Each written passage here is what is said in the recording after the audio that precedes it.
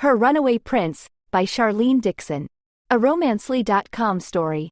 Blurb. A marriage and pregnancy, interracial, royal romance book. Prince Petro's mother is giving him one final warning. He better settle down and marry. Or else. So he decides to escape his kingdom and live his own life. And he finds himself in the refuge of a bed and breakfast, and into the arms of the captivating owner, Amanda. But Pedro can't stay away from his kingdom forever, and soon he will need to tell Amanda the truth. But will Amanda fully come to terms with the fact that she's dating a literal prince? Or will it drive a wedge between them, risking the love and the baby they've created? Find out in this BWWM royal pregnancy romance story by Charlene Dixon. If you want more BWWM romances like this, please, my love, be sure to subscribe to the Romancely YouTube channel. I look forward to spending more time with you. Subscribe and let's make it happen. Chapter 1. The Queen paced back and forth nervously. This was the third scandal this month. She knew that everybody acted out from time to time, but this was too much.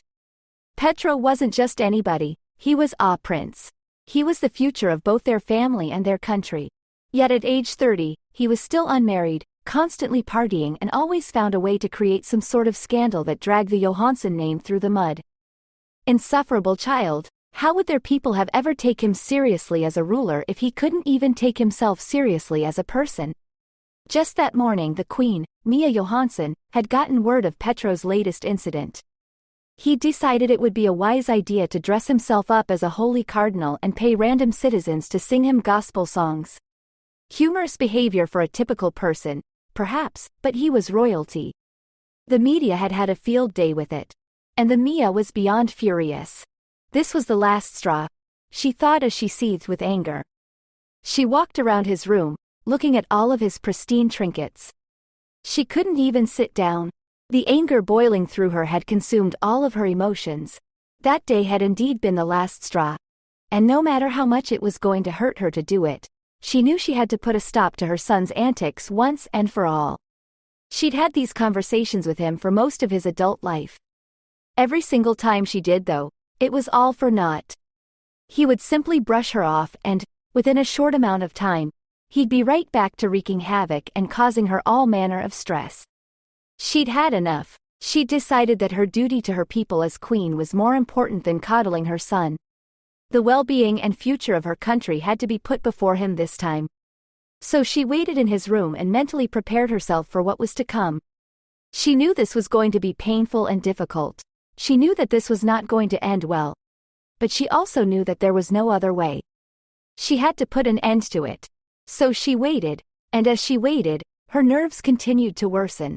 The pit in her stomach grew until it felt as if it was consuming her insides in a massive ball of fire. Finally he arrived. He stumbled into his room in a drunken haze to find his mother standing there, fury burning in her eyes. "Mother, you seem to be lost. Your room is that way." He laughed as he pointed towards her room at the end of the hall. "Be quiet, Petro. We need to talk. Sit down," his mother replied, finally sitting down on his bed. She hadn't realized just how badly her legs were hurting from the constant standing until she sat down. "Oh, come now, mother, we can talk tomorrow. I need some rest and relaxation." He hiccuped. "All you bloody do is relaxation, Petro. You have no responsibility nor any urge to even think of taking on any kind of responsibility." "Why would I want any responsibility when you're still the main lady around here, Mom?" He laughed again. "Enough, child. Whoa, I'm a grown man. I'm not a child." "Well, you're certainly acting like a bloody child. So, in my eyes, that is exactly what you are." "I'm not acting any sort of way. I'm being myself and having fun." Petro sobered himself up enough to answer his mother's challenge. "Having fun? You seem to forget that you're a goddamn prince. That you'll someday be a king. A king can't act this way, Petro. When was the last time you actually made some effort to prepare yourself for your future?" "Oh, screw the future, Mom. I just want to live in the here and now.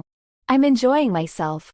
"And that mentality right there is your biggest problem, Petro. A king always has to be prepared for whatever future there may be. We're not ordinary people. Our choices have consequences that affect not only us, but the hundreds of thousands of people we lead. She put her hand on his shoulder and stared him dead in the eyes. She was sympathetic to how he felt. She knew how terrible all this responsibility felt and the crushing weight of his future constantly looming in the distance. However, she had to do what was best for her country. And I never asked for any of this. I never asked to be king. I never asked to be a prince. I never asked for people to look up to me. I never asked to be unable to ever make a mistake again, he half shouted at his mother. Petro stood up and suddenly he was the one pacing. His mother just sighed and looked at him. You have to make a change, my boy. I'm not going to live forever. You have no siblings and your father, God rest his kind soul, is no longer with us. The duty to our people falls only to you. Yet, you're a 30-year-old acting like a teenager.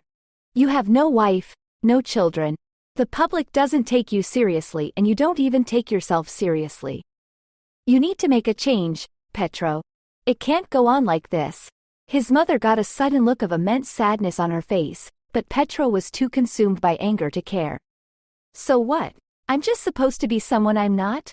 I'm just supposed to suddenly change? Spend my life living in misery all because of some stupid title I was born into? When the day comes, I'll do what I have to. Until then, I'll enjoy myself, he stated calmly, crossing his arms as he stared down his mother. I was afraid you would be too juvenile to see it properly, Petro. I'm so sorry about this, but my people must come first. She sighed as she stood up to face him. Tears rolled down her cheek, but otherwise she looked calm. You have 1 month to shape up. You have 1 month to start acting like a prince, take responsibility, find a wife and change your act. If you refuse to do so, then I will use my power as the Queen of Skachvana to strip you of your title as prince, your money from the royal family savings, your inheritance. You will be considered nothing more than an ordinary citizen in this great country. Is that understood? Petro was dumbfounded. He felt almost completely sober, yet the world around him was spinning faster than ever before. You're just going to write me off? You're just going to throw me away if I don't become who you want me to be? What kind of mother are you? Petro asked, tears overflowing, and anger in his voice. A damned good mother, but a mother who has a duty to her country. Please don't let it come to this. My son. I love you. But you know that I don't make idle threats. With that she walked out of the room and closed the door behind her. Petro stood in shock. He was still struggling to believe the events that had just transpired. His mother had gotten upset with him before, but never before had she been this terrifying. He felt as if the world was about to swallow him whole. In fact, he wished it did. He laid down on his bed and replayed the events through his head over and over and over and over again. He tried to wrap his mind around it but just couldn't comprehend the task given to him. He couldn't just change himself, nor could he pretend to be somebody he wasn't for the rest of his life, but he couldn't just become a normal, lowly citizen either. He hated the ultimatum and he hated his mother for giving it to him. Very well, mother. If you are so ashamed to have me, then so be it. With that thought he had made up his mind. He decided he would take the unspoken third option, escape. Petro didn't even second-guess his decision. He didn't even bother packing. He hastily ran down the stairs as quick as he could, so that he couldn't give himself time to contemplate or regret his impulsive decision. No goodbye messages or explanations. By the time his mother woke up the next day, he would be long gone and his former life would be in the past. The royal guard were so used to his coming and going whenever it pleased him that they thankfully didn't even ask any questions. Petro simply nodded as he passed them and climbed in his car. Speeding off, he stopped by the gate and took one last look at the house he thought was his home. I'm sorry, mother, but I guess I'll never be what you want me to be. Petro sighed softly, a tear rolling down his cheek. He shook the remorse out of his head and said his last goodbye to his former life. Then, he sped off. The only stop he made on his way was to withdraw all his personal savings. Thankfully he still had so much money left that he'd be set for quite a few years. His mother thought he knew no responsibility, but he had been steadily stockpiling his own wealth for years. He had been building his own emergency fund, and the reason for it had finally shown its face. He withdrew every last penny from his account and drove off again. He took a drive through the capital that had been his home for so long. He drove through every street and stared down every alley, remembering every good memory he'd had in that place. He made sure to see every one of his favorite places for the last time and said goodbye to each one individually. His heart felt heavy. He didn't want things to come to that. He never wanted to leave, but he felt as if no other option was left. So he gave a smile to the streets that he called himself king of and drove off. His final destination was steadily approaching. He took the right exit and followed the gravel road that led up to his own personal landing zone. He saw his private jet and helicopter off in the distance. A part of him felt sick to his stomach, knowing how close he was to finally leaving. Another part of him kept assuring him that it wasn't too late to back down. That he could just go home, get some sleep and do what his mother wished. He buried both voices and focused solely on what was ahead of him. This is it. No backing down now. He stopped by the little house close to the plane, climbed out and approached the door. Manro, wake the fuck up, goddamn it. Petro pounded frantically at the door. Manro was the only person that Petro felt he could truly trust. Not only was he the best pilot in all of the land, but he was also Petro's lifelong best friend. They were closer than family and Petro knew that Manro would never betray him. Petro's heart was racing when Manro finally opened up the door. Petro stared at the man in front of him. Manro resembled the Johansson heir so closely that, if it weren't for everybody already knowing who Petro was, they could have easily passed as brothers. Both were tall and impressively built. Both had shocking blue eyes. The only key differences were their hair and skin. Manro had extremely tanned skin, much darker than Petro. Manro's hair was also charcoal black and completely straight, vividly contrasted against Petro's curly, bleach blonde locks. However, albeit not by blood, they were still brothers in their own minds. Jesus man, what the hell is going on? Manro asked Petro, still half asleep. No questions asked, okay? I need to get away. I need to escape this place. Petro asked Manro with tears in his voice. Christ petty. Don't tell me you actually went and killed a hooker. Manro laughed as he patted Petro on the shoulder. Petro smiled at Manro and then laughed softly. No matter how serious the situation, Manro always had a joke ready. Petro didn't realize before just how much he was going to miss that. No, unfortunately it isn't anything nearly as entertaining as that. Listen Manny, you know I won't keep any secrets from you, but you gotta trust me on this one.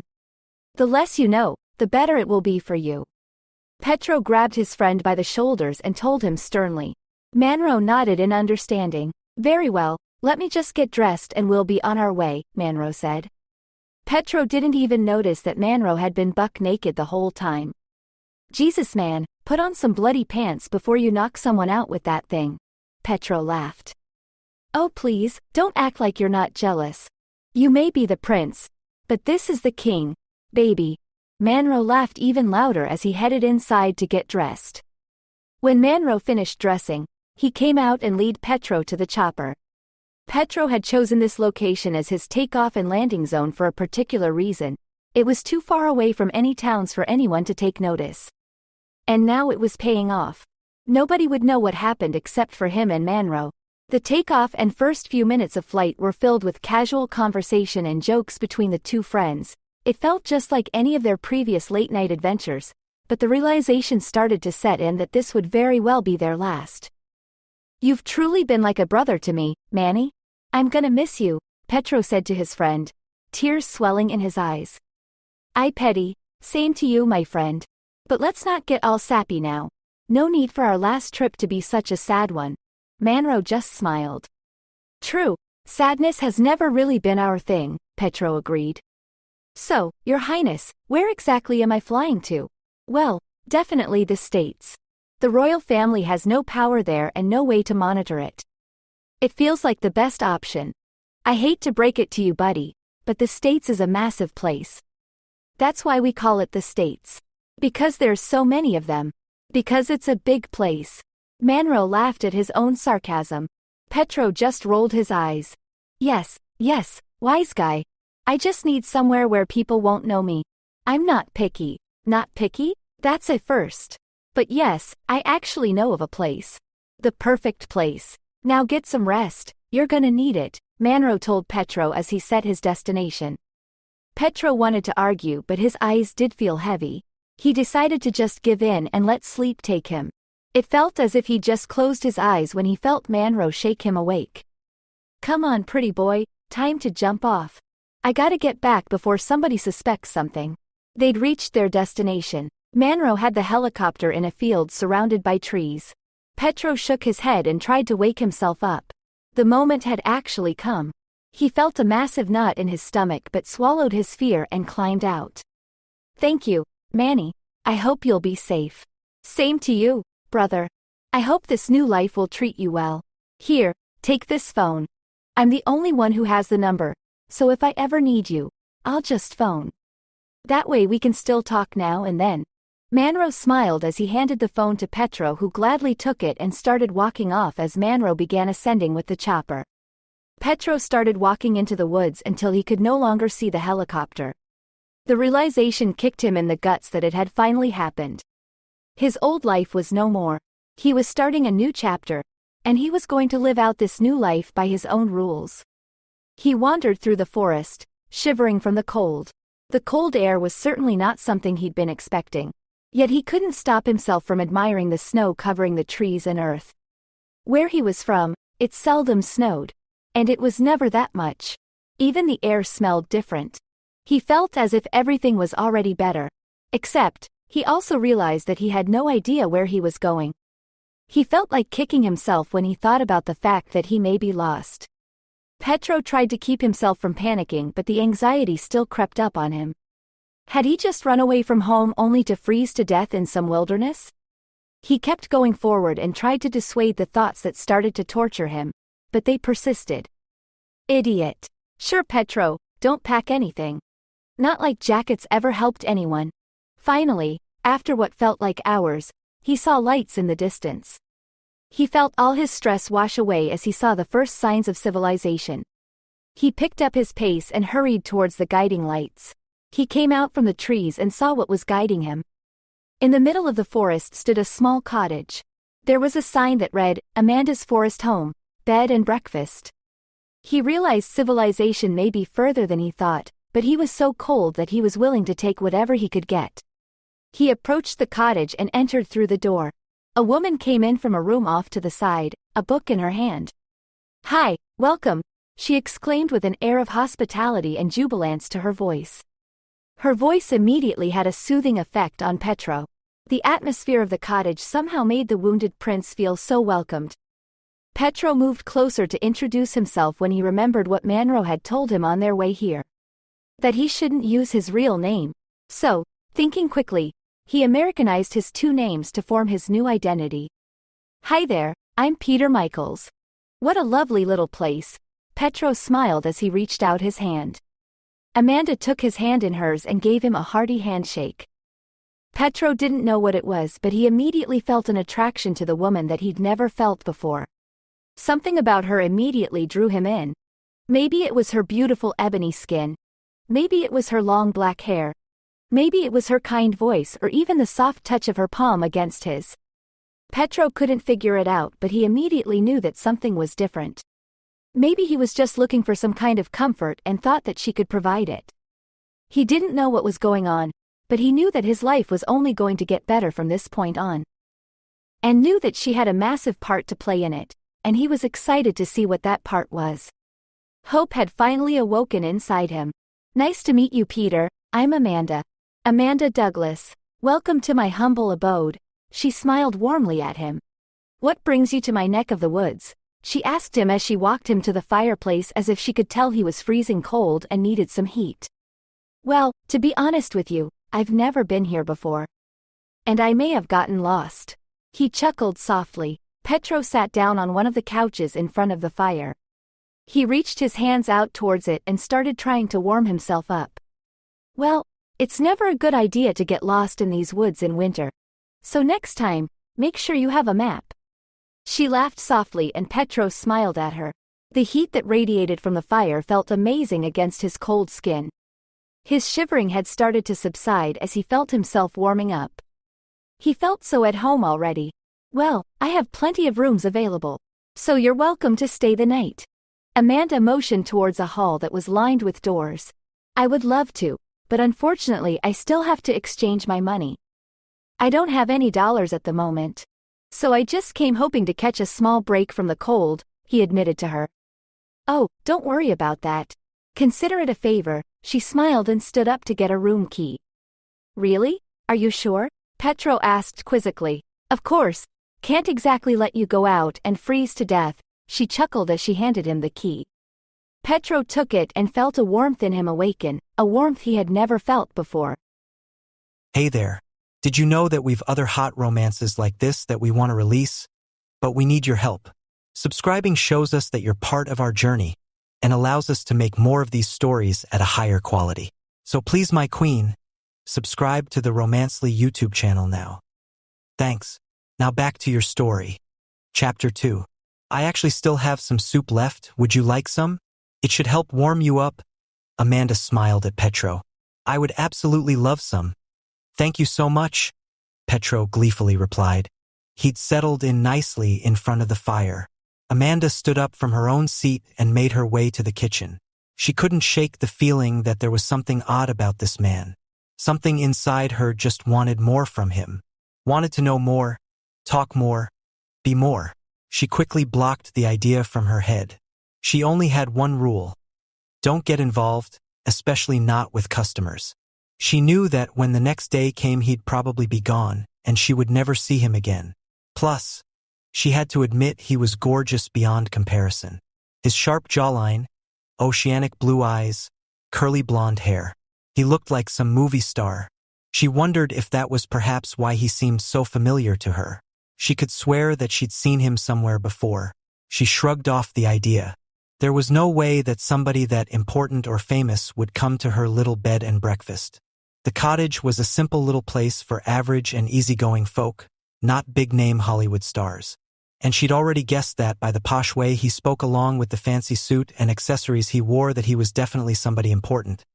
But still wasn't important enough to not get lost alone in the woods. She chuckled softly at the idea of this fancy and suave man stumbling through the trees, trying to make his way through the shrubs.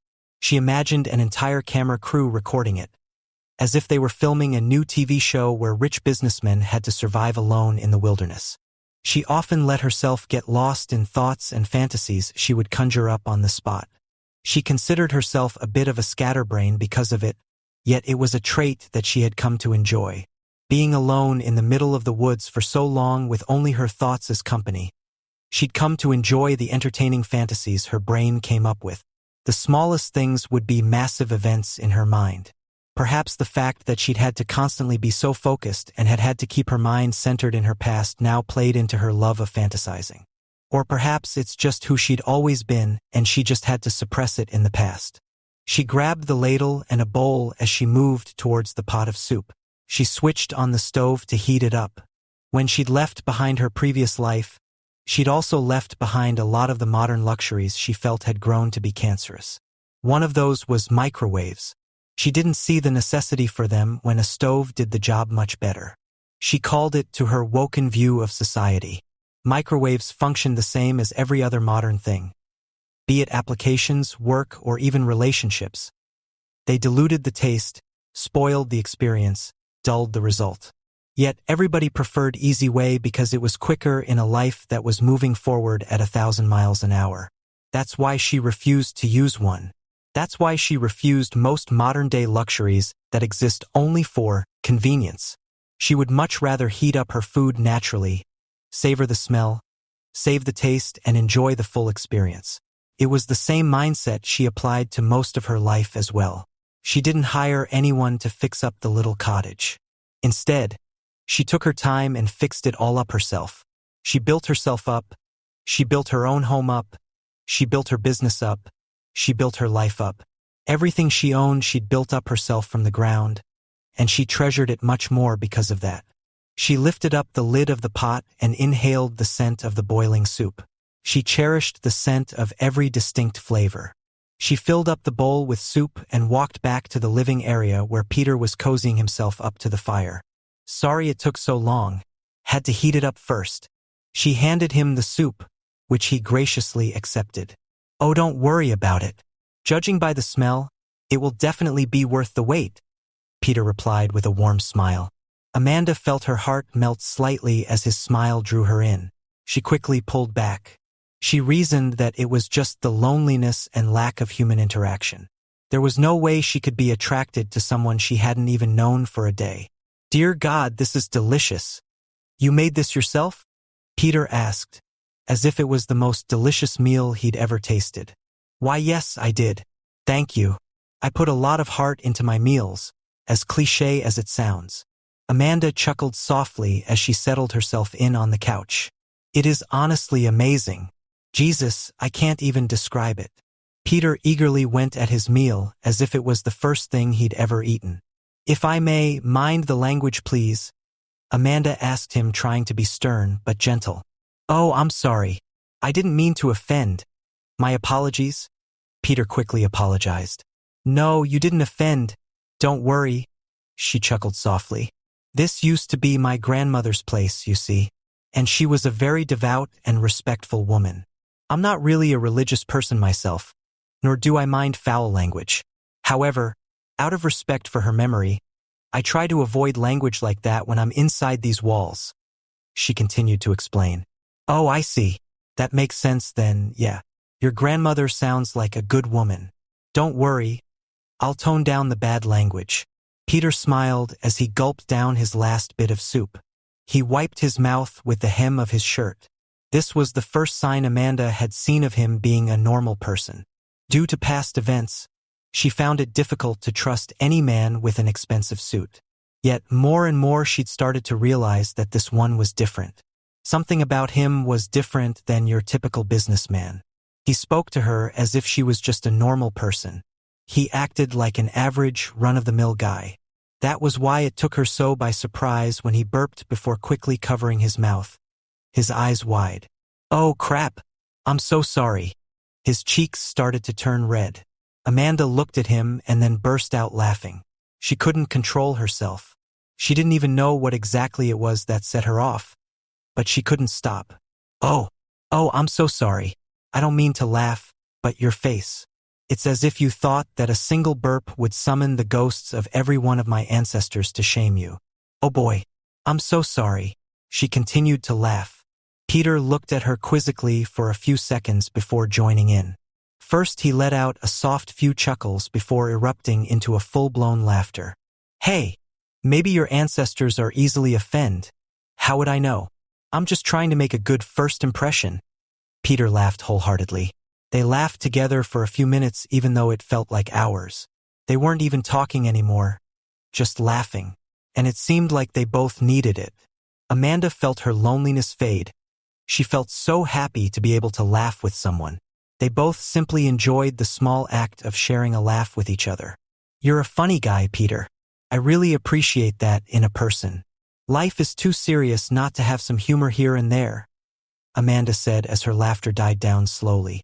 She wiped a tear from the corner of her eye, still chuckling softly. Peter just looked at her and smiled. Humor is what it's all about. Life is so short, yet there are so many responsibilities and stress. Passes you by so quickly. You have to find the humor in it. Otherwise, it's just not worth it, Peter said, a look of sadness nearly hiding itself behind his smile. Amanda took note of his philosophical revelation. She suspected that there was experience behind his words, that they weren't just read in some book or made up on the spot. She started to wonder, behind the charming facade and expensive suit, just what sadness this was man really hiding. How exactly had he ended up there? She started to think to herself. She'd realized that he had a strange accent. She guessed European. He was obviously not from anywhere close to here because the cold was affecting him more than it would any local. So what was a foreigner doing there, in this small isolated town? What was he doing wearing a suit in the middle of the night in the middle of the woods? What secrets was he hiding? She felt her curiosity grow. The more she thought about it, the more questions arose. And the more her curiosity about him grew, the more she felt attracted to him. She quickly forced the thoughts away. "I'm just tired. That's all it is," she told herself. However, she still couldn't stop the questions. Finally, the curiosity got too much for her. "So, Peter, where are you from?" she asked him warmly. Peter's smile quickly disappeared. She realized that something bad must have happened, that he was trying to escape a past which was something she could relate to. It's getting a little late and I'm feeling a tad tired. Do you mind if I go to bed? I'm sorry, he replied. His voice sounded robotic. It sounded like an automatic response. Amanda realized she'd struck a nerve about something he wasn't ready to talk about yet. She smiled softly and motioned him to his room. Right over there, number 3. Hope you sleep well. She stood up and walked him to his room. Peter smiled at her and shook her hand again. Thank you so much for this. Thank you for the delicious soup as well and the great conversation. Peter told her. Oh, don't worry about it. Thank you for quite the entertaining night, she replied. Peter gave her one more smile before entering his room and closing the door behind him. Amanda walked herself back to the fireplace and replayed the events in her head. Just who was this Peter Michaels? She sat down in front of the fire and started to lose herself in her mind. Was he some kind of witness to a crime? Maybe he was a gangster who'd realized the life of crime wasn't meant for him. Turned on his bosses and then ran away. Maybe he got lost and that's how he ended up at her cottage. Except then he would have some kind of weapon, and he would be too paranoid. So no, that wasn't the answer, she decided. Maybe he was an up-and-coming actor who decided to go full method for his role in some new survival movie. He wanted first-hand experience of the woods and ended up getting lost. Except then he would have asked about phoning someone or at least tried to promote the movie. She continued to ponder. There was a definite mysterious aura about him. She knew he wasn't just any ordinary man. She couldn't explain it, but something about him just shouted caution, whilst also inviting her in so sweetly. Maybe he was a prince from some faraway land who'd come here looking for his Cinderella. And maybe that's why he'd come to her. Maybe the magic mirror told him to seek her out and now he wanted her to be his queen. She shook her head and laughed at herself. Even if that were true, it's not like she could actually accept. She'd built herself a life here and she was extremely happy with it. Then again, why was she even trying to justify herself rejecting a fantasy? She had to laugh at herself. Sometimes she amazed herself. Not only was she dreaming up fantasies, but trying to decline their offers too. Her mind was truly strange sometimes. She decided that she needed some rest too because her mind was running wild with all sorts of ideas. She stood up and walked to her room. Inside, she sat down on her bed and took the framed picture of her grandmother in her hands. Nana, I remember how I could always bring all sorts of friends to your house, and somehow you'd always find a way to help them. Even when neither I nor they knew they needed help. How did you always manage to seek out these hurt souls and fix them? Is that why he came here? Is that why he found this place? Is he a lost soul needing a home? Are you still around here, Nana, eager to welcome all those who need a new lease on life? Should I try and help him? Will I ever even see him again? You always told me that everything had a reason, that the Lord didn't believe in coincidences. Is that what this is, Nana? Is that why you left this old home to me? Is that why you told me I'd find my purpose here? Is this my purpose? Is it my turn to give a hurt soul a home where they can heal? She asked the picture, tears streaming down her cheeks. She could sense the hurt in Peter's voice. She'd seen the pain in his eyes. He was running from something, and despite all her fantasies, she knew the feeling all too well. When she'd first come back to her grandmother's old cottage, she too was running away from a past she couldn't escape fast enough. The walls of the aging building became a safe haven for her as she rebuilt herself. And now this stranger had suddenly appeared. She was used to visitors. Despite how humble she made the place out to be, she was quite busy during holiday seasons. The woods were famous for their beauty, and people always needed a place to sleep. Yet those were people who meant to be there. Peter was different. He'd come there not searching for anything yet finding the place. She realized she was probably being naive and stupid, but she couldn't shake the feeling. She was tired. She was missing her grandmother. She was empathetic to Peter's pain. She felt so emotional and she couldn't explain why. Maybe she'd been alone and closed off for so long that she'd forgotten what it felt like to form an emotional connection with someone. Maybe it was close to her time of the month and she was just hormonal. Maybe she saw herself in Peter. Maybe she empathized with him on a level that she couldn't understand.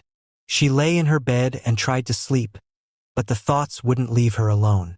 She tossed, tumbled, and turned in her bed but couldn't get any rest. Fantasies and questions continued to play out in her mind. After about half an hour of struggling, she finally gave up. She opened her eyes and took in the darkness surrounding her in the room.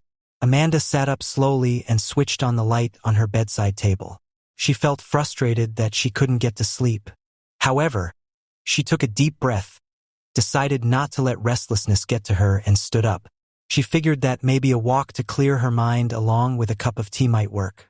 For some reason that she couldn't explain, she felt the need to approach Peter's door. As she got closer, she heard faint sobbing. She put her ear to the door and listened intensely. She could hear him crying clearly now. She felt her heart melt. She knew there was something tragic about him, and she was right. She realized. She let out a sigh and pulled herself away. She wanted to help, but knew she couldn't. She barely knew him. He barely knew her.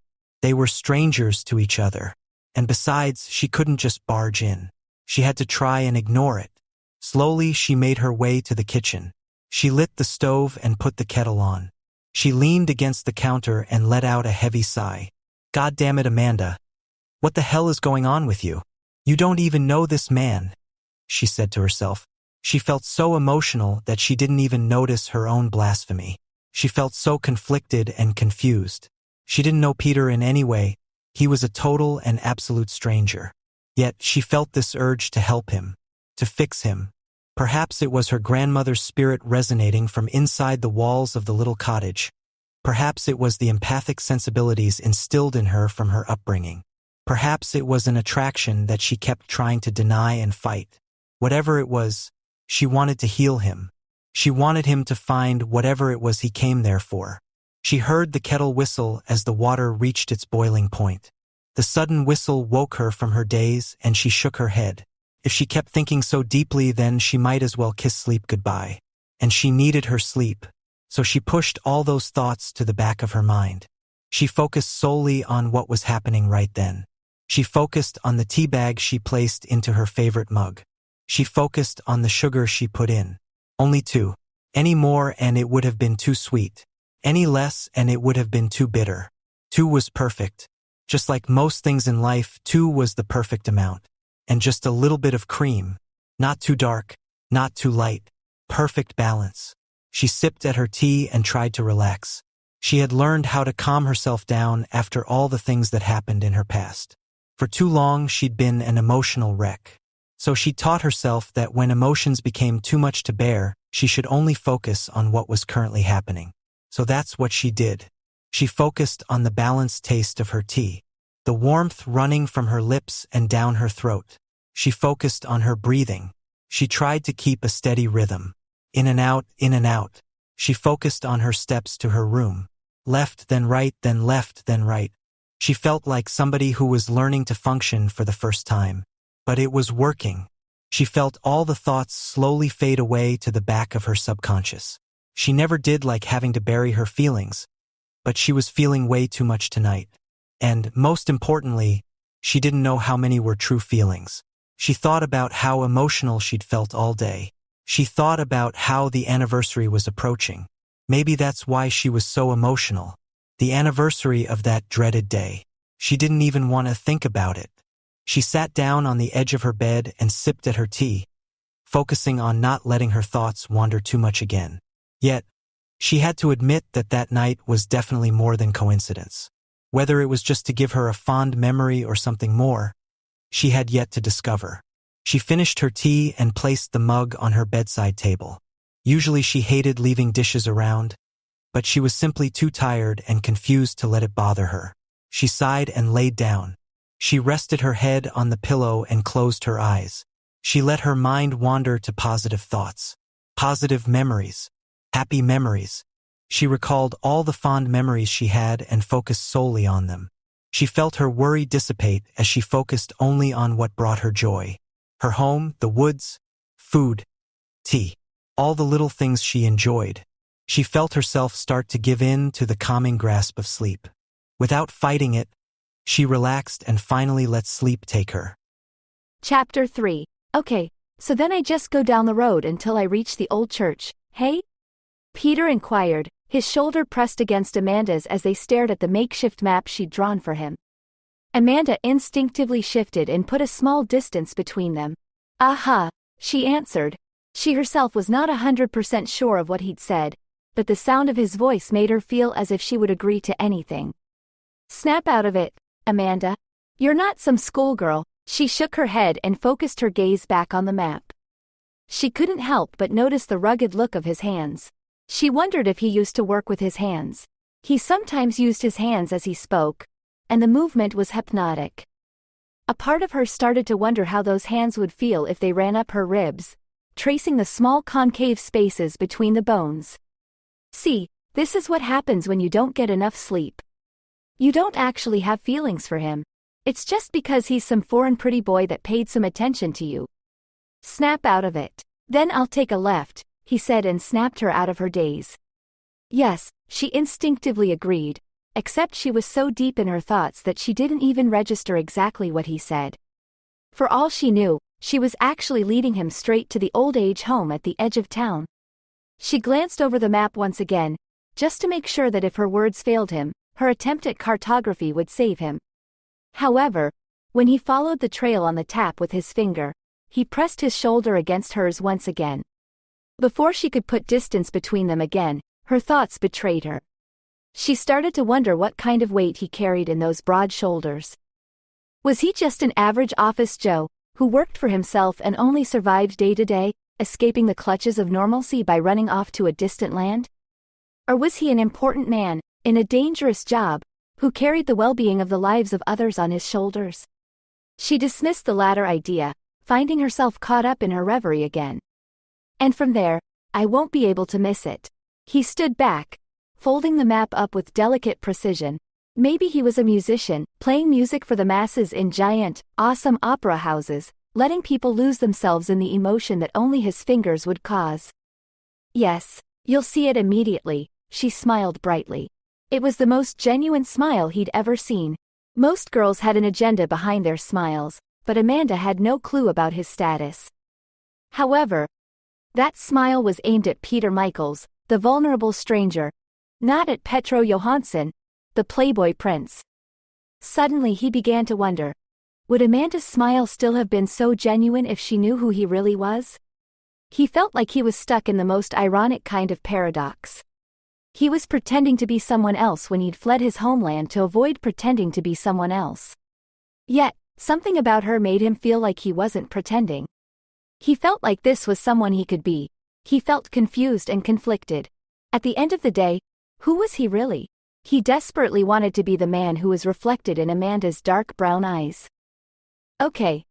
So I guess I'll see you around, he said gently, and suddenly he felt an almost kind of magnetic attraction between them. Petro opened his arms for a hug, and Amanda feigned annoyance with an overdramatic eye roll, but he saw how her plump bottom lip was quivering from suppressing a smile as she pressed her face to the crook of his neck and wrapped her skinny arms around him in a friendly hug. Yeah, see you, she mumbled into his shoulder before standing back and smiling faintly. He picked up his bags, saluted her, and left without saying another word. She finally breathed. For the first time since he'd arrived, she breathed properly. However, the air that was passing through her lungs wasn't as sweet as she was expecting it to be. She'd expected her alveoli to finally feel like they hadn't turned to cotton, but instead they only hurt even more. Stupid crushes. Goodness, she was being such a teenage girl. Fixating over a handsome, blonde, foreign man with a strange accent. She wasn't in a fairy tale. She of all people should know that she was the last person to be stuck in a fairy tale. She turned around, looking at the small, cozy cottage. Wood floors and walls, such a beautiful natural aura. She breathed in the scent of the old wood, allowing the familiarity to warm the chill in both her bones and her soul. She allowed the presence of her dear departed Nana calm her, and her heart contracted painfully at the thought of her Nana. What advice would she have given Amanda? Amanda thought back to a time when she could have climbed onto her Nana's lap, rested her ear against her frail chest and heard her strong heartbeat. She shook away that bittersweet nostalgia and walked over the hardwood floors to the kitchen. The small, familiar space enveloped her, and the loneliness of the cottage caused her mind to wander. She busied herself with re-washing the dishes, thinking about how she wished the warm soapy water would wash away the toxic thoughts and unwanted romantic feelings swirling inside her. Who on earth was Peter actually? As far as she knew, he could be an axe murderer on the run. No, don't be silly, this isn't a book. He could be any old murderer on the run. No. He didn't look like the type who'd appreciate having blood on his suit. She giggled to herself, imagining his oceanic blue eyes widening like a swelling tide at a splatter of blood on his white dress shirt. Nonsense, she shouldn't be thinking such negative thoughts. He was a good man, from what she'd seen.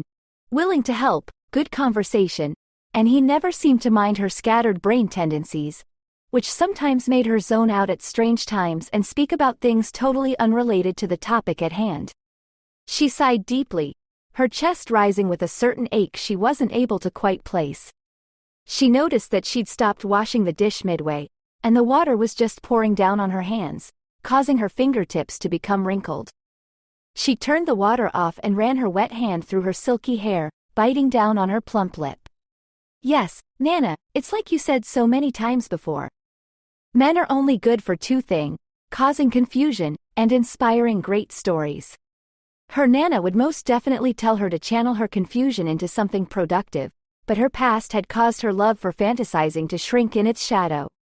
A part of her still refused to allow her mind to wander, unlike her Nana had raised her.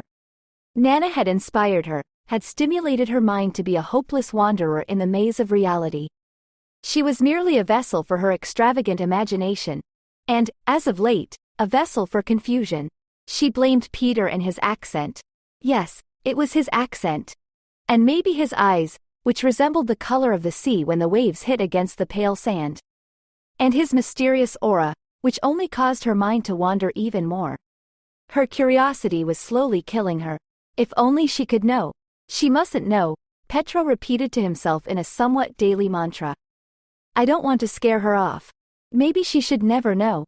He cursed under his breath as he walked up the familiar road to the familiar cottage. He'd expected to be finally able to think things through properly without her influence, but he found the exact opposite to be true.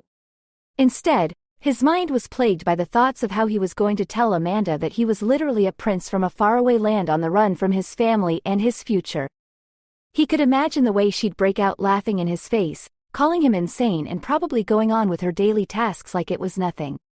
So yes, he was going to need to completely think through the insanity he'd gotten himself into. He entered the cottage, the warmth of the space welcoming him like he belonged there.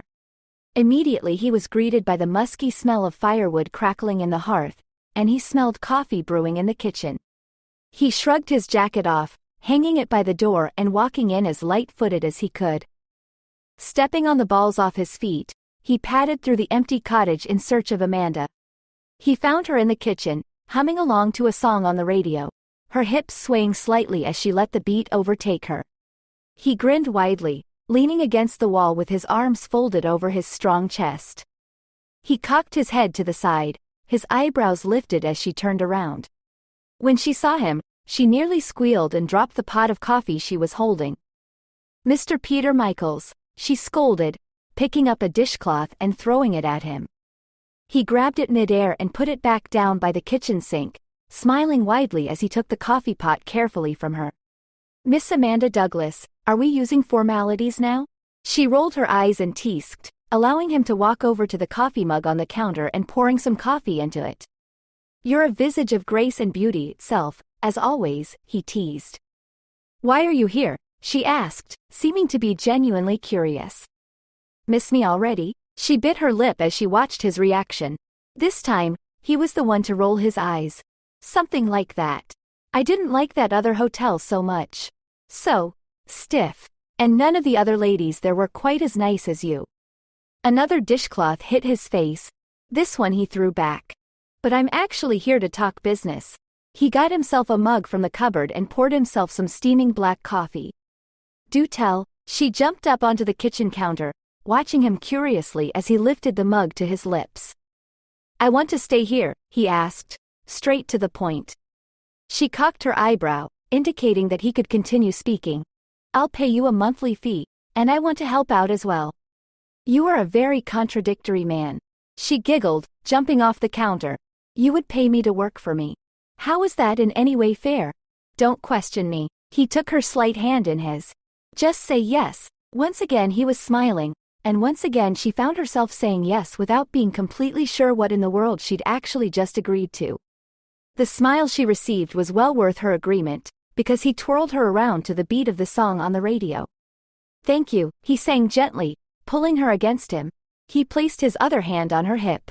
She inhaled sharply and he chuckled huskily. Does the lady not know how to dance? Well, she's never quite had the chance to dance before. No, I don't. Does the gentleman? She challenged, her deep brown eyes meeting his soft blue ones, and the contrast between their irises was not lost on her. Different bodies, but souls identical in many ways. Both on the run from their pasts, both suppressing feelings they knew they weren't supposed to feel. Both pretending in a way to be someone else. I do, actually. Had a few lessons, he said in a way that suggested it was an understatement. Put your other hand on my shoulder. Ah, yes, like that. Okay, now I'm going to lead. They took a few steps and she stepped on his foot. Amanda, I said I was going to lead. You're not very good at leading. She looked over his shoulder, not able to meet his eyes. He pulled her closer gently, her flat stomach pressing against his strong abdomen, his fingers digging softly into her soft flesh. Her skin burned, and she thought about the different layers of clothing separating their bodies from each other. You're not very good at being led.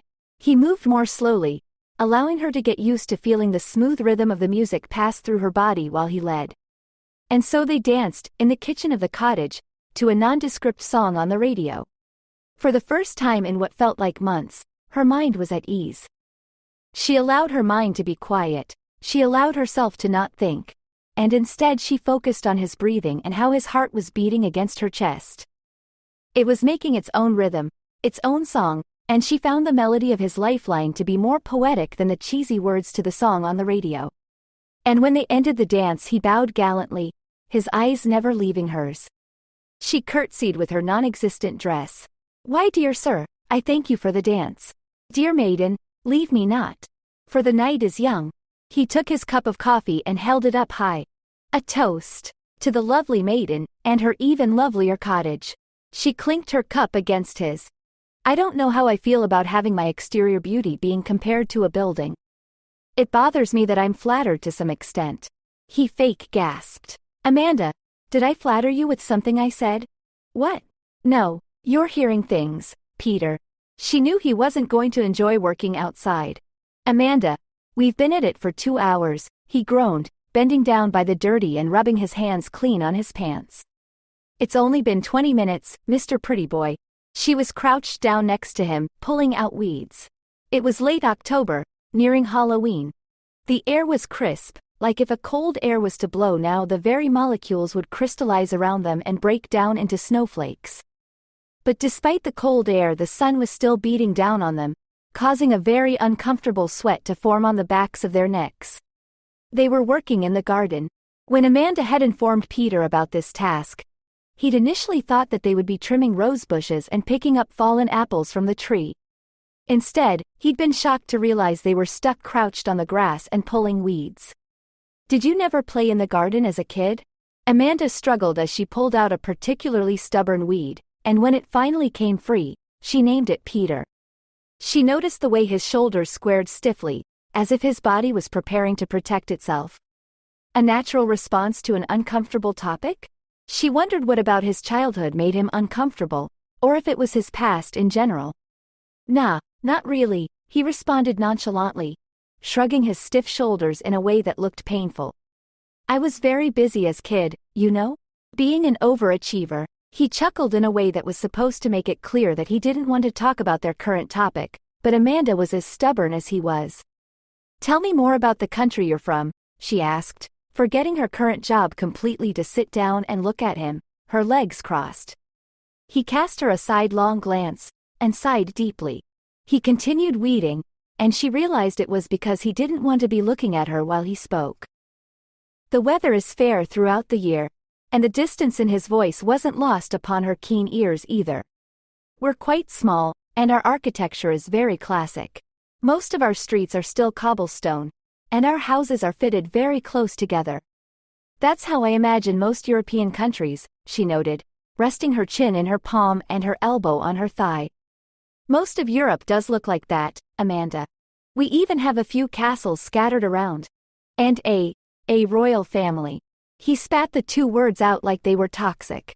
Amanda sat up straight, immediately noting his sudden change in demeanor. The normal teasing in his voice was gone, and instead she was left with a cold and emotionless tone. The silky soft purr he would say her name with had changed into a tone she wasn't familiar with. It was like his voice was a gale of icy wind, bringing with it the cold snow that would ruin the crops and cause many cold nights for the inhabitants of the town. His voice was that cold wind that would turn the air around them to crystals. The hearth that usually burned steadily in his eyes was gone, and instead there was the flickering of burned and charred firewood dying out.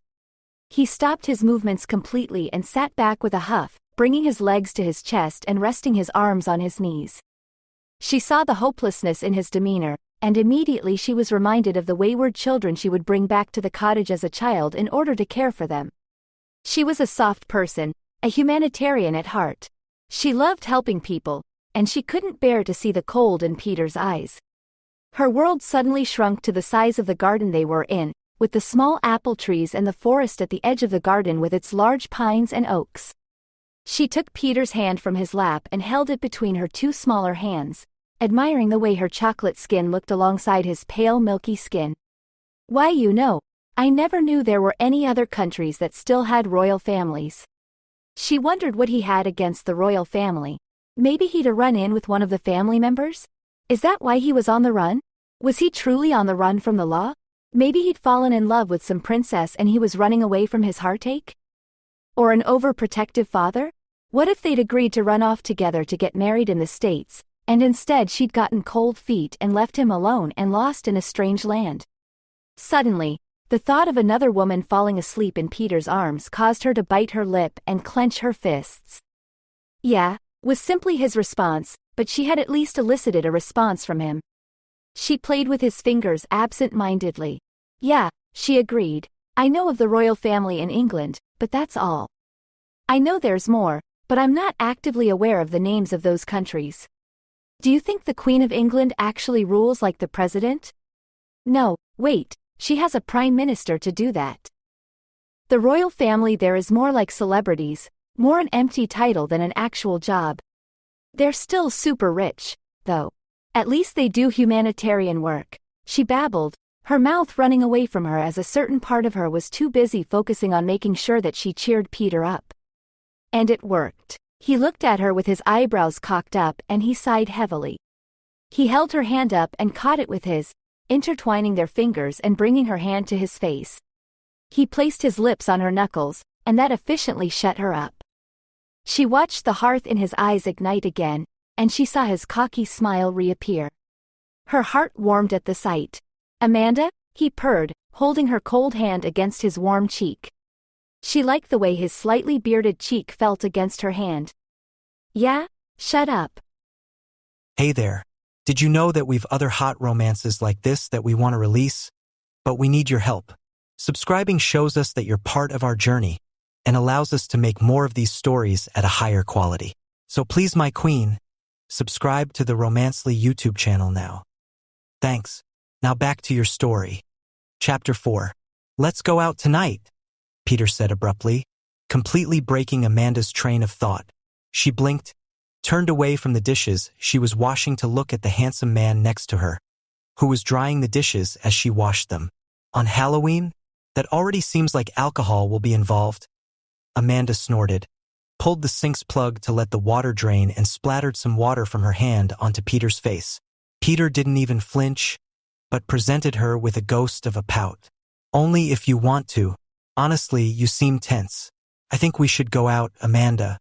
Bond as friends and whatnot.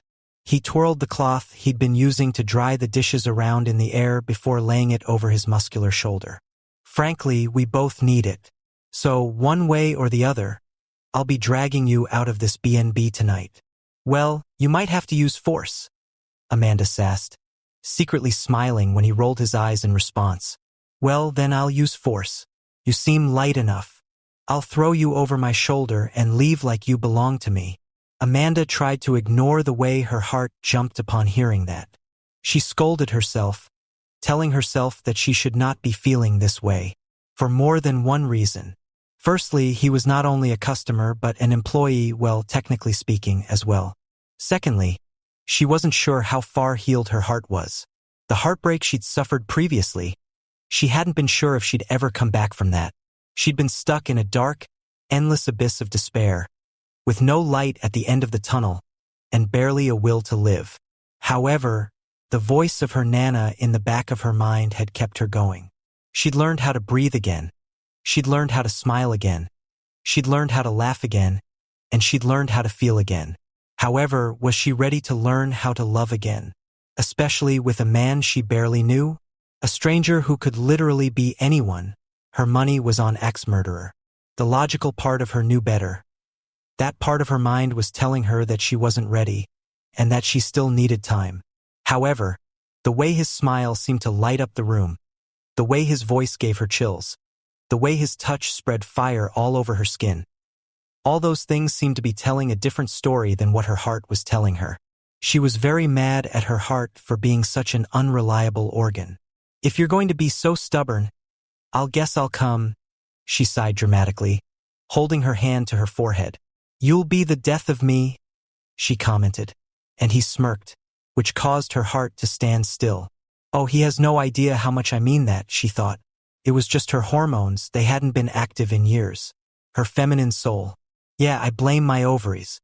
Amanda was busy getting ready in her room, or well, rather, she was very close to finished, when Peter's excited knock on her door drew her attention away and nearly caused her mascara to draw her another eyebrow.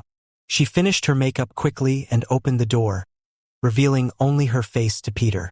You're not allowed to laugh at how I look, was the first thing she said, and he nodded with a thumbs up. She closed the door again and walked in front of the mirror. She was wearing a skin-tight pair of black jeans, which complemented her long and toned legs, an oversized white button-down which sadly hid her well-defined middle and knee-high black leather boots. She adorned her look with hoop earrings, slightly curly hair, and a long golden chain. She was supposed to be a pirate, as she and Peter had decided that they'd wear matching costumes, and his outfit looked much like hers, except that he'd taken the time to fashion himself a sword out of cardboard. She smiled at her reflection, grabbed her purse, and opened the door. When Peter saw her, he whistled, grinning an unholy grin.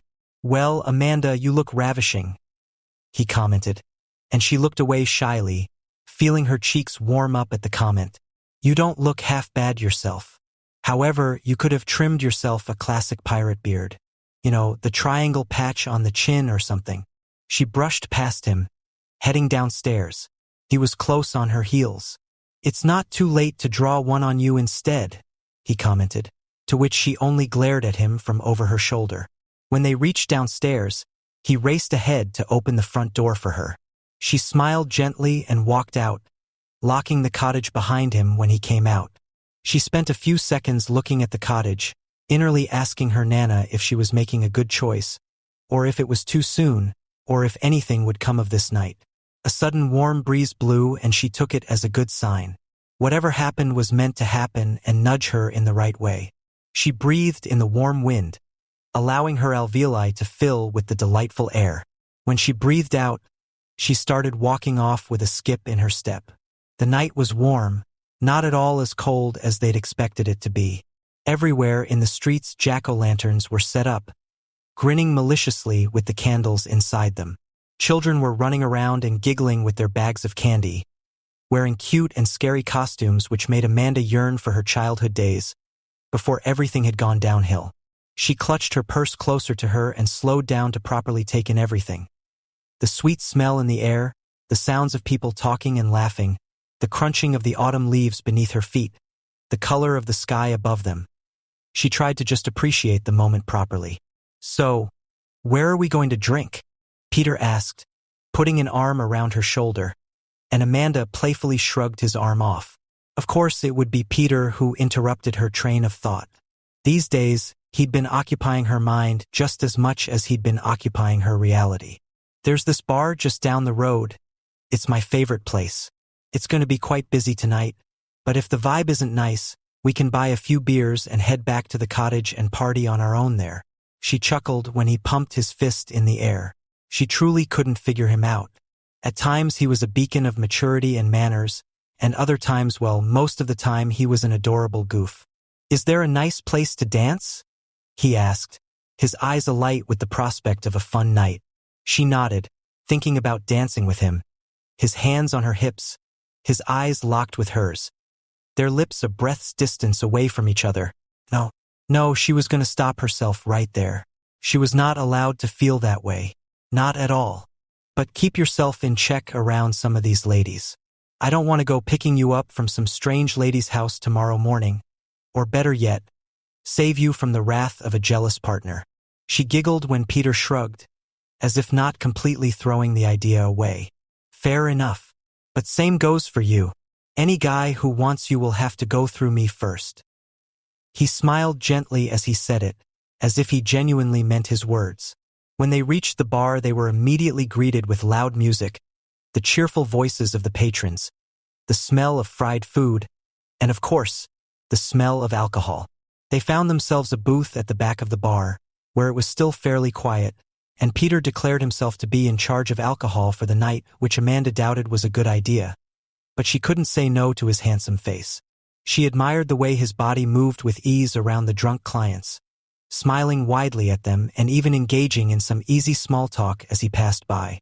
He had a certain type of magic when it came to other people, a certain kind of jazz which made everyone automatically like him. He was a people's person, a man of words, and he was surrounded in mystery which made people even more intrigued by him. He was very handsome, very intelligent, and very kind. Once again, Amanda's overactive imaginative mind was telling her that something was wrong, something was off, but she ignored her mind and rather focused on the warmth of his personality, the kindness with which he spoke, and the way his eyes softened and warmed whenever he rested his gaze on her. He came back to the booth, holding a tray of drinks up high. "Whoa, 10 out of 10 for not spilling that." Amanda applauded politely, and he set the tray down and bowed. She laughed softly as he slid into the booth across from her. "Why, thank you. So, anyways, let me present to you what we have on the menu tonight. Our starter tonight is 2 shots of bubblegum tequila each. Following that is our main course, Jack on the Rocks. For dessert, we each have a shot of chocolate liqueur, and an order of French fries are on their way. All on me, the gentleman, of course." He smiled proudly, and Amanda was awestruck. Tequila meant bad decisions. 2 shots of tequila meant very bad decisions. She sighed and took the shot glass in between her small, dainty fingers, holding it up high to admire the blue color. "You know, this stuff makes a person sick and gives bad hangovers." She sniffed at it, and Peter took his and held it up as well. "Well then, I hope my boss is giving me tomorrow off because I'm going to call in sick." A toast to friendship and new beginnings. Amanda held her glass against his, clinking it together.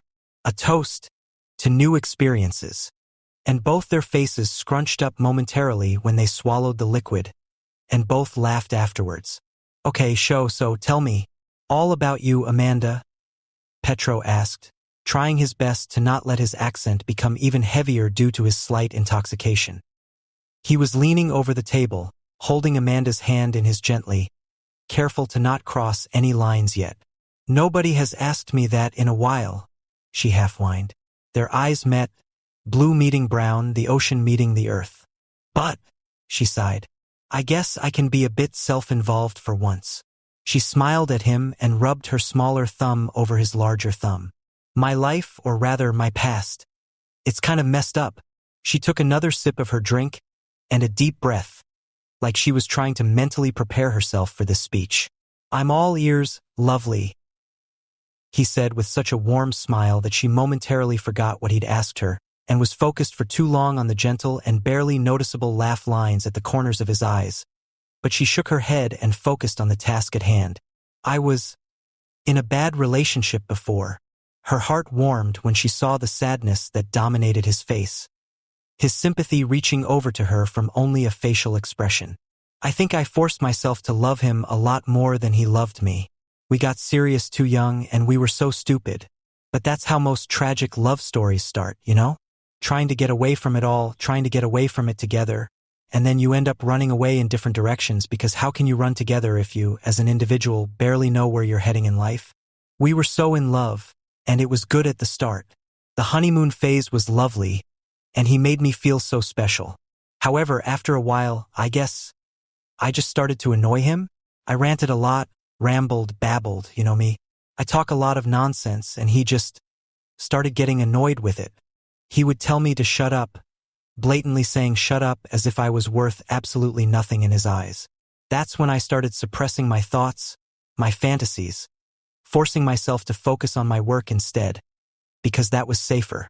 Peter once again took Amanda's hand in his and smiled assuredly, reassuring her that it was okay to let go with him. Go on, Amanda. I'm listening. Amanda bit her bottom lip for a few seconds before continuing with her story. I became pregnant. He was happy, or at least I think he pretended to be, but he became distant, he became different. He wasn't home as much as I needed him to be. He wasn't home as much as he was supposed to be. I may be a dreamer, but I'm not stupid. I knew he was sleeping around. Didn't help when I caught him in the act. But I stayed with him because, well, I didn't want my child to grow up without a father. Well, as you can see, I'm childless. The dam behind her eyes started to run over, the emotion becoming too much and the heartbreak of the memories of her painful past making her throat feel constricted, like her esophagus was swelling up. I had a miscarriage. He left me. My mother, who had forced me into a job as a legal secretary, basically wrote me off as well. It was, in those few months I lost everything. I lost everything that I ever imagined would be special to me, and I was so lost and depressed. Peter, I never thought I'd ever come back from that. She was full out crying, wiping her drunken tears with the sleeve of her shirt, sniffling and hiccuping. And before she knew it, a pair of strong arms wrapped around her from beside her and pulled her into his embrace. She drowned her tears out by burying her face in his chest, sniffling and choking back cries and creating a large wet spot on his shirt, but he didn't seem to mind.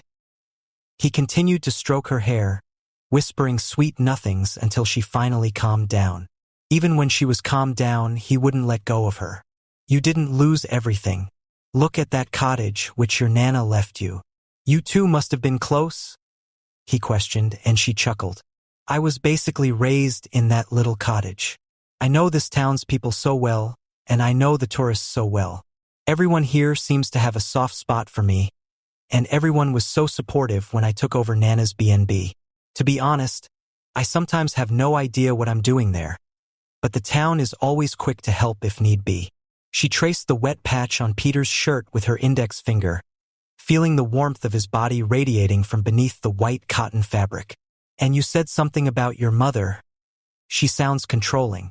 I can identify with that. My mother. Petro sighed, once again tensing up a bit, the way he always did whenever they talked about his past. It sometimes feels like I'm a marionette, her little puppet, whom she can toy with as she pleases. Amanda sat back, her eyes widening as she watched his face. My goodness, my mother is exactly the same. She really dislikes my overactive imagination, and so she forced me to go into the most boring and plain job ever. Legal secretary. It was the last place I'd have wanted to be. Amanda sighed deeply, resting her chin in her hand and gazing off with a small pout.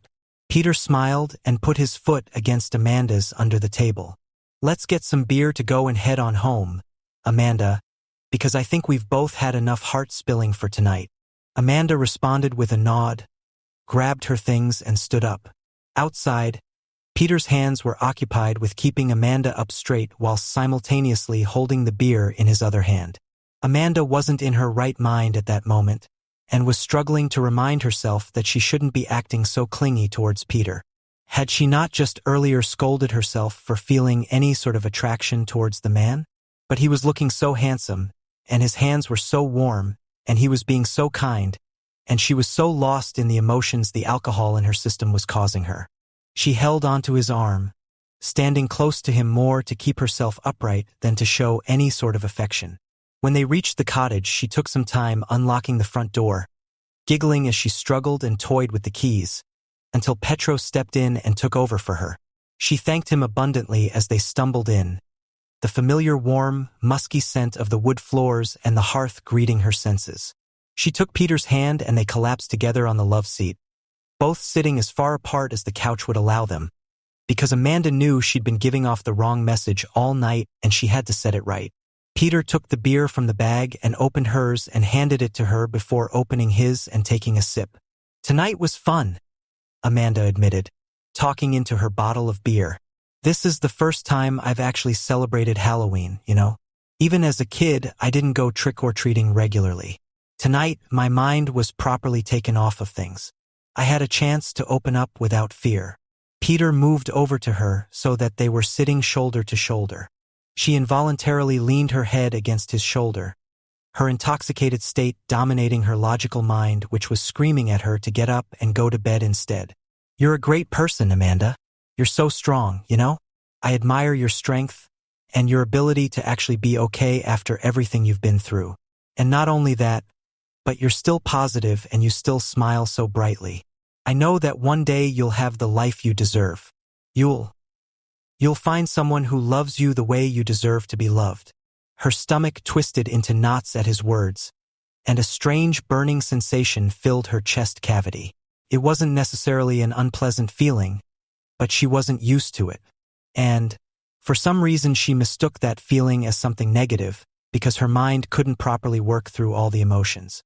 She bit her lip and looked up to Peter to say something, to tell him that she appreciated his friendship, to make it clear what they were. Nothing more than friends. But his lips somehow found hers and she knew it was over. For a few seconds her mind was completely blank. Her head filled with white noise, her body started to tingle, her toes curled in her socks, and she was completely overwhelmed. His lips were as soft as she'd imagined them to be, and his hands cupped her cheek so perfectly. She held her breath, unable to respond properly, unable to think properly. Then, the thought of what they were doing hit her like a train. She pushed him off gently, tears in her eyes. She bit her lip hard, looking away, trying to keep her tears in. "Peter, no," she said, her voice shaky. His eyes widened and he immediately started spouting apologies, saying over and over again how he didn't mean it, and that he'd acted on impulse. Amanda got up and left without saying anything more. She curled up in bed, sniffling into her pillow, questioning every decision she'd made that day. What actually bothered her the most wasn't how wrong the kiss had felt. It was how right it had felt. Chapter 5. Amanda took a deep breath and entered Peter's room with the tray in hand. She decided that she was being unreasonable and the connection that they shared was too special to just throw away. Peter, wakey wakey. She smiled warmly at Peter as he opened his eyes.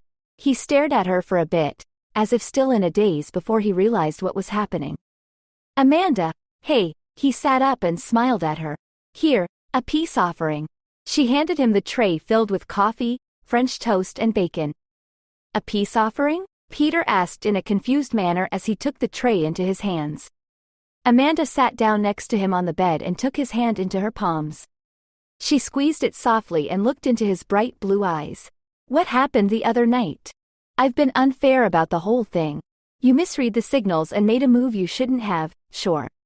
But you still apologized. You still admitted you were wrong. And you never tried to force anything. And I mean, we both had quite a bit to drink. I guess what I'm trying to say is, I was too hard on you and I'm sorry. I'm honestly not ready for something like that." She hung her head slightly yet continued to hold his hand. Peter squeezed her hand. "Thank you, Amanda, the breakfast looks amazing," Peter told her and then paused as if he was going to continue but didn't. She looked at him quizzically for a few seconds before she understood what he was doing. She felt a sudden flush of relief as it washed over her. She felt so grateful that he didn't dwell on the subject. "Oh, it's nothing fancy. Just figured that it's the least I can do. Now come on, eat up." We've got a busy day ahead of us. She smiled and stood up, straightening out her pajama shirt. Oh really? What are we doing today? He asked with an amused expression as he took the bacon immediately. Well, it's nearly Christmas. And since it's only us two, I figured we can take a hike to my Nana's old cabin by the lake. It'll be a nice place to just relax and enjoy each other's company. We're gonna hike in this weather? Peter raised an eyebrow at her jokingly. Oh, don't be a scaredy cat. She laughed at him. Peter started chewing on a piece of French toast. Well, just don't come crying to me if you catch a cold. He grinned, his mouth still filled with French toast. It'll be fun, don't worry your soft, little head. She brushed his hair playfully. Well, this place is already so relaxing. So I imagine that the cabin must be like heaven. Oh, it's certainly close to it. Definitely worth the 2-hour journey. 2 hours? Petro asked, astonished. Amanda burst out laughing at his expression. Oh come on, it's not that bad. Lady, you're writing checks that my body can't cash. Geez, you're really overestimating my fitness. Amanda felt warmth flow through her as she realized how he was holding himself back from blaspheming. He was so understanding. Suddenly, the attraction reared its head once again. Amanda had managed to push it back, but it just didn't want to stay buried. Okay, well, finish up. If you get tired, I'll carry you. Amanda flexed her muscle jokingly. Peter laughed so suddenly that he nearly spat out his food. Yes, Mrs. Amazon Warrior. I'll feel much better knowing you have my back. Now let me just shower first, then we can prepare to go. Peter laughed as he quickly swallowed his breakfast followed by his coffee. Amanda left him to get ready as she walked off towards the other shower to get ready as well. I really should have waited until we were outside to put on the extra jacket. I feel like I'm boiling alive now, Peter remarked as he tugged at the collar of his jacket. Amanda laughed at him and shook her head. The coldest part is over. The temperature has already started to rise. So I have no idea why you decided to dress for a trip to Antarctica, she joked with him. Peter gave her a sarcastic glare and mockingly puffed out his chest. Now see here, young lady. I happen to like my nipples attached to my body, so I'm not too keen on freezing them off. Amanda erupted with laughter. She kept forgetting that Peter wasn't used to their cold winters. That was why she was so surprised to see him putting on a second jacket when she was only wearing one along with her jeans. She grew up with the cold and so she was more than just accustomed to it. However, it still made her feel a prideful being able to one-up Peter. Hey, don't laugh at me. If you had glorious nipples like these, then you'd protect them at all costs too. Peter tried to hold back his laughter but still a chuckle or two escaped. Amanda just stared at him as he stood there and pointed at his nipples. She couldn't stop herself from laughing. During the few days where they didn't really speak, she'd missed his company more than she ever thought she would. She felt so secure around him. She was so grateful to be able to share moments like these with someone again. Just the pure act of a simple joke between them quickly became an experience she treasured dearly. Oh yeah? How do you know that my nipples aren't glorious too? Huh? She smirked and raised her eyebrow. Now, I never said that. I simply said they aren't as glorious as mine. Peter replied with a grin and a wink. Oh, shut up and let's get ready. She chuckled and left to get her bag. Peter grabbed his own and brought it to the living room. So, pack for how many days? He yelled out. Well, we're only going to be there for tonight. So sleeping clothes and clothes for tomorrow, she replied as she came back into the living room. She took one look at Peter's massive and overstuffed backpack before breaking out into laughter again. What? I want to be prepared. He crossed his arms and rolled his eyes. Amanda pointed to her backpack, which was much smaller than his. It's one night at a cabin. This is what preparation for one night at a cabin looks like, Peter. Pajamas, a blanket, clothes for tomorrow and a book. That there looks like preparation for a doomsday shelter, she remarked as she pointed to his backpack. I'm just trying to be properly prepared is all. I got my 2 pairs of pajamas, clothes for tomorrow along with some backup clothes, 2 blankets and a towel, Peter tried to justify. Amanda just continued to chuckle. I told you, it's only one night. She shook her head. One night, yes. But you never know what might happen, he replied with a bit more of a serious tone to his voice. Well, I suppose that's fair. Just don't expect me to carry you when you get tired of lugging that massive bag around, she said with a mocking stern voice. I won't. Just don't come crying to me when you realize you weren't prepared enough. He playfully patted his backpack. Oh, trust me, I won't. Now come on, are we ready? She asked eagerly. Wait, let's just be 100% about everything. Arg, you're so high maintenance, she remarked, exasperated, and sat down on the couch. Hey, most great things in life are. Peter smirked and winked at her. Now, let's take a look at the checklist. Food? He asked and playfully pretended to check items off an imaginary piece of paper. Amanda just shook her head and raised her eyebrow at him. Don't worry about food. The cabin is where I store all the spare food. Plenty of fruits and vegetables there. We can go without meat for a night, she replied. Peter ticked off again on the imaginary list. Okay, what about warmth? Should we take some wood? He asked. Once again, no need. There's enough wood there, already chopped and everything. The cabin is where I keep a lot of emergency provisions, she told him and sighed softly. Okay, well, last thing then. Medicine? He looked at her and raised an eyebrow. For what? Nothing's going to happen, stop being so paranoid. It's not paranoia, it's being prepared. He raised his eyebrows at her and walked off to the office area. Where are you going? She asked him as she stood up. Medicine. I know that's where most of the supplies are kept, he shouted back as he entered the office.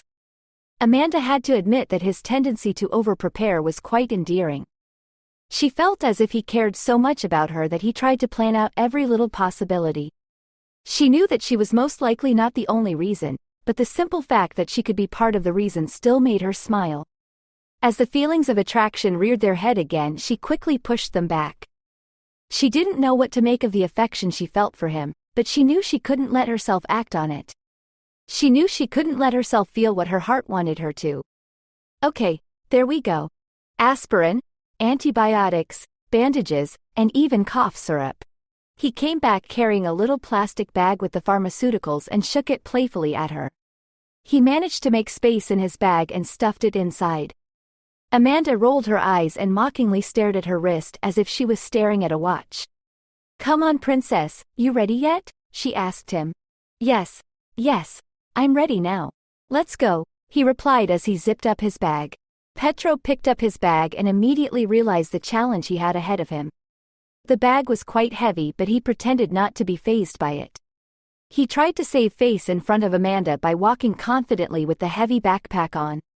Finally, they started their trip. Whilst there was some idle chit-chat for the first hour, most of it was silence.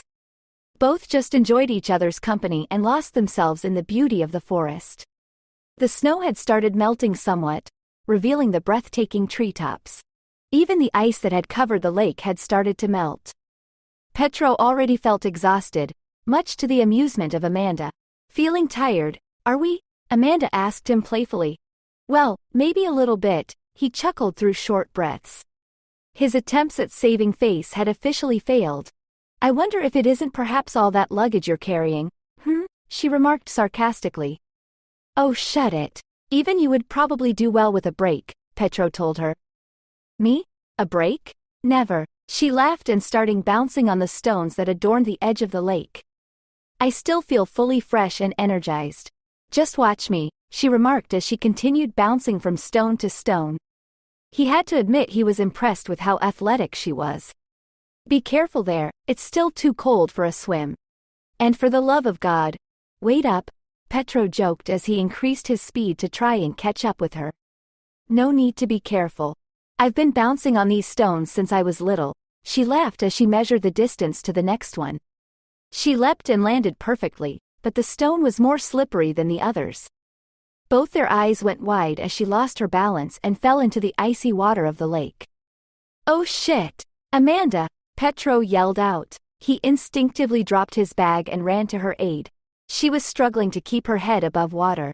Petro pulled with all his strength and extracted her from the icy water. Amanda fell forward on her hands and knees, wheezing. Water escaped her lips as she coughed. I told you to be bloody careful, Petro scolded her. His harshness was more out of concern than anything. He cabin, "See closer than the cottage," she stammered out as she shivered uncontrollably.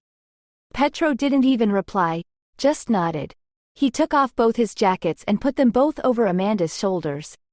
In his long-sleeved shirt, he could feel the cold properly. The wind felt like daggers against his skin, but he didn't let it deter him. Petro quickly ran back, got his backpack and rushed back to Amanda. He pulled her up and draped her arm over his shoulder so he could support her. With a newfound determination he pressed forward, desperate to get Amanda to safety. Every step felt like a mile as Amanda guided him to the cabin.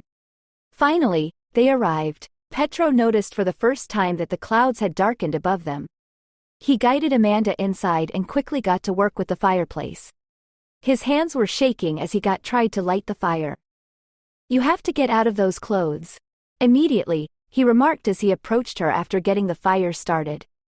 "Since you fell in with your backpack, those clothes will be wet too. Thankfully I have some for you." He tossed the jackets aside. He started to undress her frantically and brought her a towel. Amanda was in her underwear, which Petro advised her to take off herself as he turned himself around.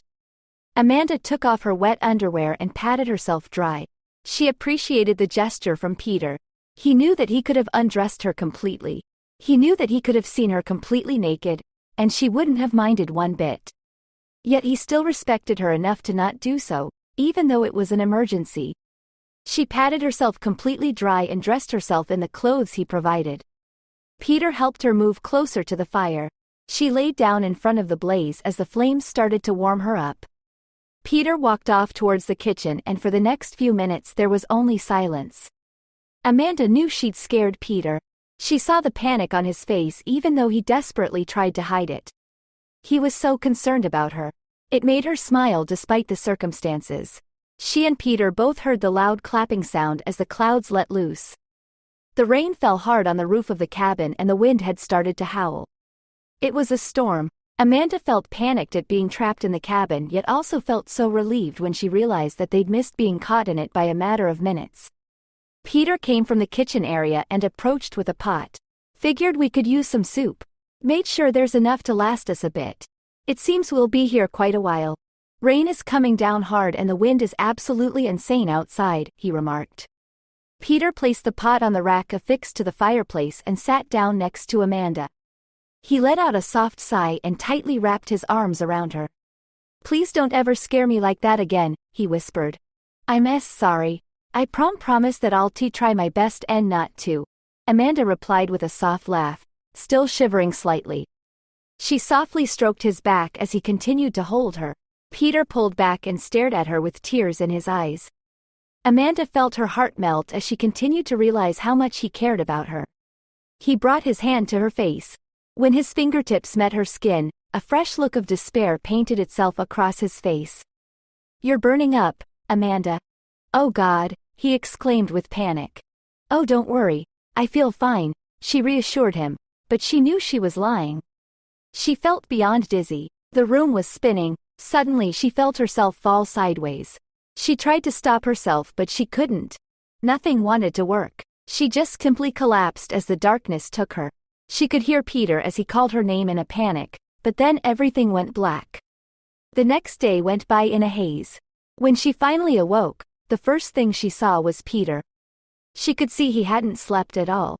He immediately sat her up and gave her water along with some medicine. He made sure she was feeling okay, concern all over his voice. He fed her some soup. She was too drowsy to even taste it properly, but she still appreciated it more than she could describe. After only a few spoonfuls of soup, she lay down and passed out again. Every now and then she would wake up. Every single time she would be greeted by Peter staring at her intently and then he would rush to get her whatever she needed. He made sure there was always water, medicine and a wet cloth nearby. She noticed by his expression that he was exhausted. She wanted to thank him for everything. She wanted to tell him to get some sleep. But her words kept failing her. As she woke up, she would pass out again just as suddenly. She woke up once more to be greeted by utter darkness. Another day had passed and she had completely missed it. This was supposed to be a fun getaway with Peter, but her cockiness had absolutely ruined it. The only saving grace for her was when she noticed that Peter had finally fallen asleep. He'd made her feel so safe. She honestly didn't feel any fear with him beside her. The rain was still falling and the wind shook the windows of the cabin. She was finally feeling better, but even when she hadn't been, she'd still felt so secure. Deep down, she knew that he would never let anything happen to her. In her drowsy state, she didn't have the strength to fight her feelings. So, for once, she let her heart feel what it wanted to. She fell back into a slumber whilst imagining being in Peter's arms. The next morning when she woke up, she felt much better. The fever had broken and she was feeling like herself again. "Good morning, Sleeping Beauty," Peter remarked with a smile. "Good morning, Peter. I saw you also got some sleep," she smiled back at him. Peter scratched the back of his head in an embarrassed fashion. "Yeah, well, I just couldn't help myself anymore. It just sorta happened." He laughed shyly. He handed her a bowl of soup and sat down next to her. "Come, eat up. Once you feel like yourself again, we can see about making our way back. The storm has cleared and it's nice and sunny outside. Well, as sunny as a freezing winter can be, I suppose," he chuckled softly. Amanda managed to finish all of her soup. It was the first time she could properly taste it and it was surprisingly delicious. She had no idea that he could cook. Once again, she started wondering what mysteries he was hiding. Amanda was able to walk again and by the afternoon, she was feeling like herself again. They boiled some water and took turns bathing themselves.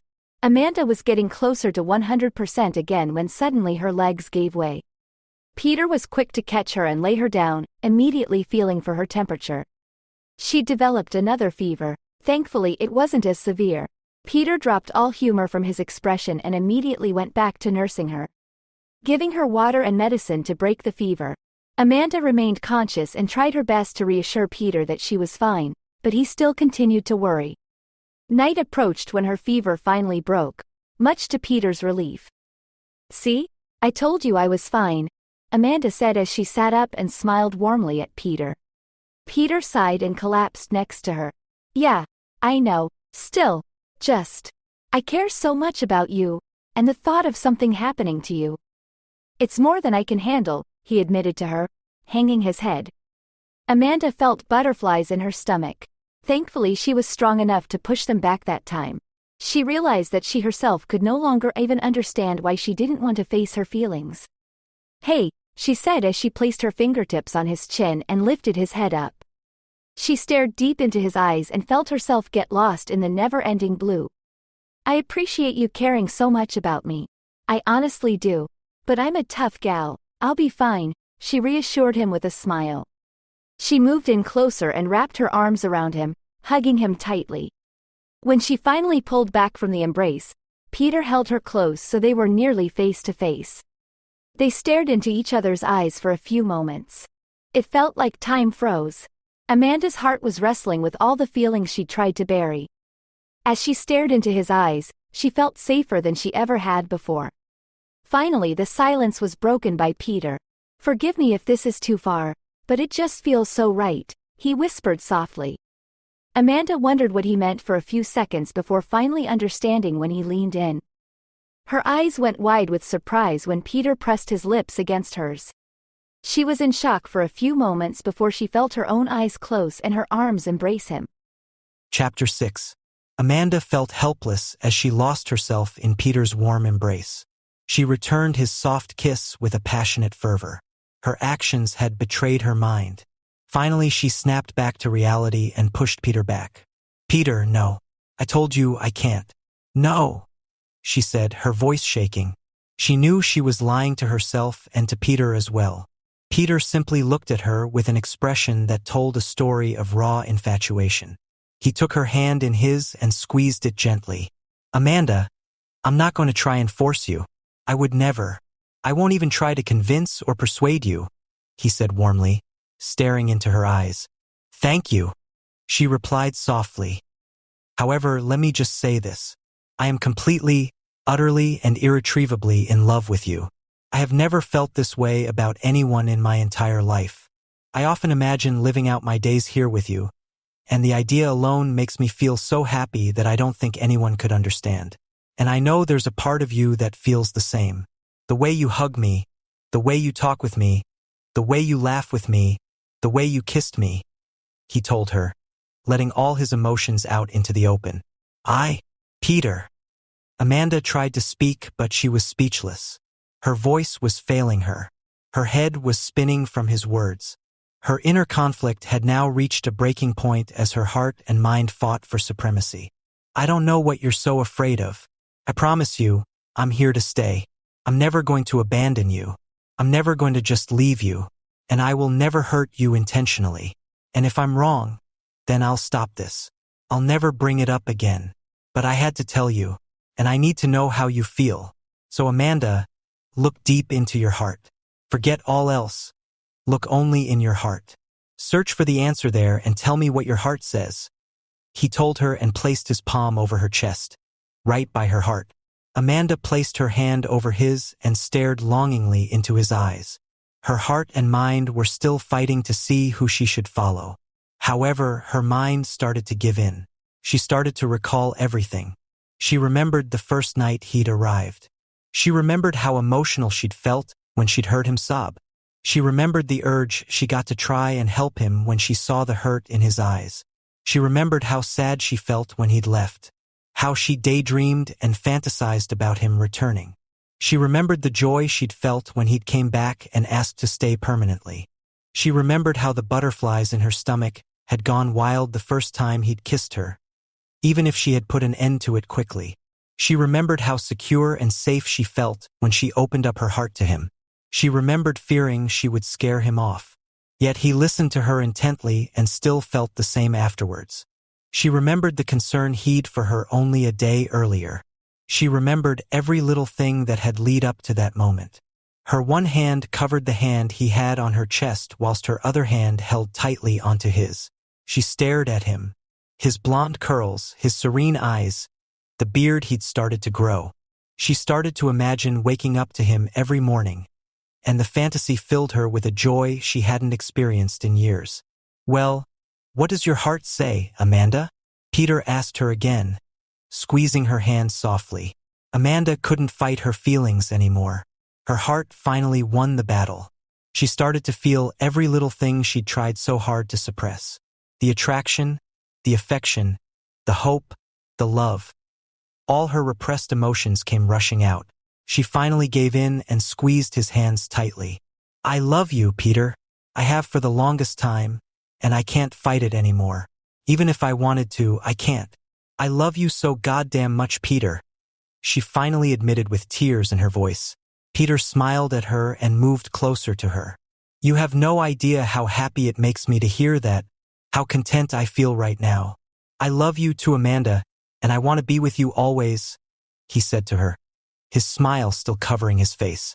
Now, may I please kiss you? He asked and brought her hands to his lips. He kissed her fingertips softly as he awaited her answer. Oh, Peter, she whispered emotionally. His name was the only word she could muster.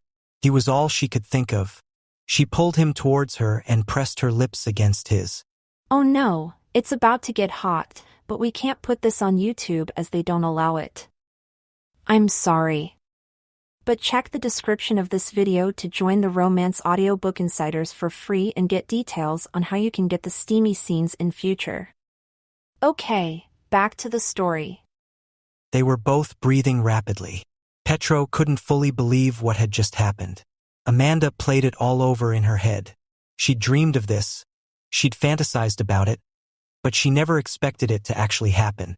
She tried to process it, but it felt too perfect to actually be real.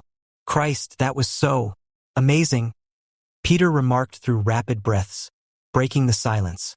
Amazing doesn't even begin to describe it, Amanda replied. Peter turned to face Amanda and took her hand in his. Hey, know what I just realized? He asked her. Amanda rolled onto her side to face him. What would that be, She replied warmly. Merry Christmas, Amanda, he said and kissed her softly. Amanda had absolutely forgotten that Christmas was coming, let alone that it had arrived. It's Christmas already? Damn. Merry Christmas, Peter, she replied and kissed him in turn. The most amazing Christmas of my life. I love you, Amanda Douglas. And I love you, Peter Michaels. Petro felt a sudden sadness overwhelm him. He wished to hear her say his real name. She told him she loved him, and she didn't even know who he truly was. Petro took a deep breath and brushed the sadness aside. He told himself that would come with time. But for the moment, he didn't want to think about anything other than the beautiful woman next to him. Petro wrapped his arm around her and pulled her tightly against him. For the first time on that Christmas day, in front of the burning fire, they fell asleep in each other's arms. The next morning, when they woke up, they were still holding each other. "Good morning, gorgeous," Petro whispered softly. "Good morning, handsome," she remarked sheepishly. "Boy, what a night," Petro said as he stood up and walked to his backpack. "Sorry, love. I'm just absolutely freezing. And well, now you know how glorious my nipples are. So you can understand why I don't want to freeze them off." Petro joked as he got some clothes out of his backpack. Amanda simply laughed and pulled her own clothes closer. They both dressed quickly. Petro brought some water to the fire and put it on to boil. He made them both some coffee and they sat down next to each other. "So, last night really happened, huh?" Petro said, still trying to convince himself. "Yeah, it really did. And I'm so happy it did," Amanda replied, smiling at him over the brim of her cup. "I suppose we should get going soon, though.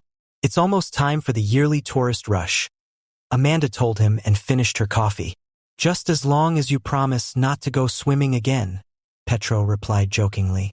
"Oh, but you make me so hot that I just needed to cool myself off. I'll control myself better this time," Amanda replied, eliciting laughter from Petro. They spent the rest of the morning gathering everything as they prepared for the journey home. Amanda took another few jabs at Petro's large and overstuffed backpack. "Hey, my excessive preparation saved your life. Don't forget that," he quickly reminded her. They finished packing, put out the fire, and with a final kiss inside the cabin, started their journey back home. The sky was completely clear that day.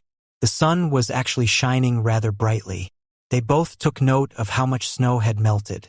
"So, tell me about this tourist rush," Petro said as he tried to distract himself from how exhausted he felt again.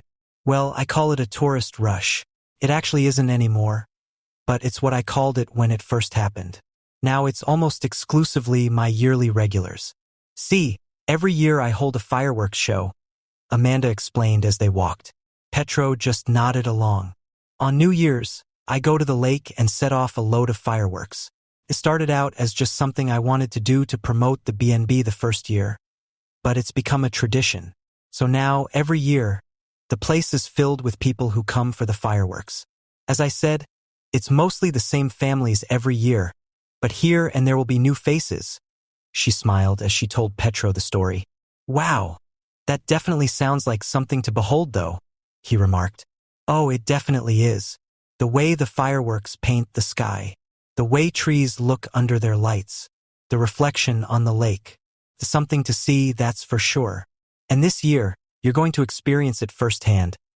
Amanda smiled at him and hugged him softly. "Well, I cannot wait to see it," Petro replied and wrapped his arm around her shoulders.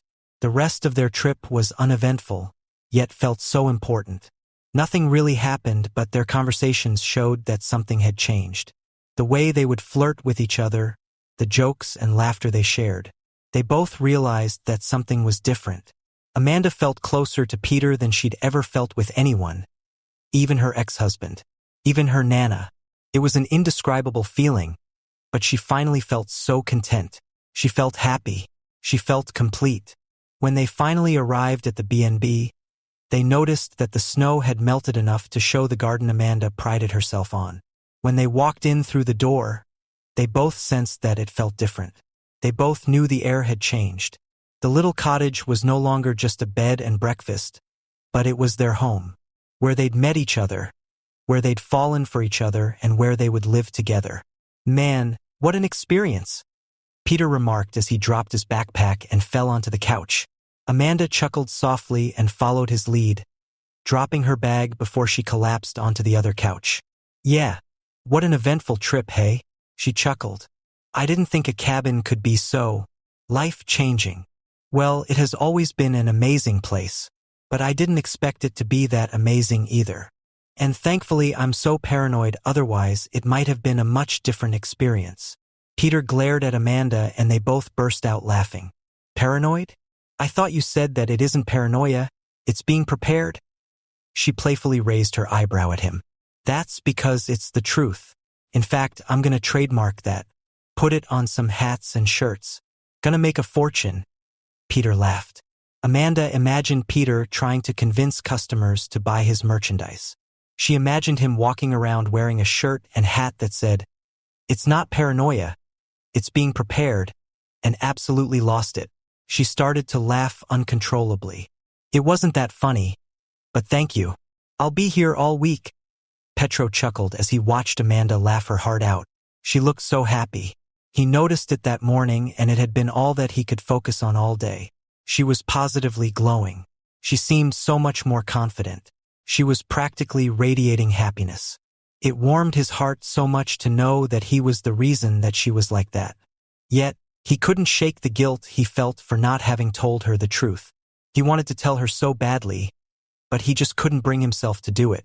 He didn't know why, but he just couldn't bring himself to tell her. However, a part of him knew it would have to happen one day. And for some reason, he dreaded that day. Until then, he decided he would cherish every moment with her, just as he had done since he met her. "Oh, I love you," Amanda said, wiping away at the tears that had formed from all her laughter. "I love you too," Petro replied with a warm smile. "Ugh, I can't say it enough. I love you. I love you. I absolutely fucking love you," she exclaimed loudly. "Whoa, young lady language," Petro teased her. "Oh, I'm sure Nana would understand." She rolled her eyes. Amanda did love him. She'd finally accepted it, and she couldn't understand why she'd taken so long to accept it, because she was happier than ever before. She stared at the man sitting across from her, and the realization finally hit her. This was finally her man. He was hers, and she was his.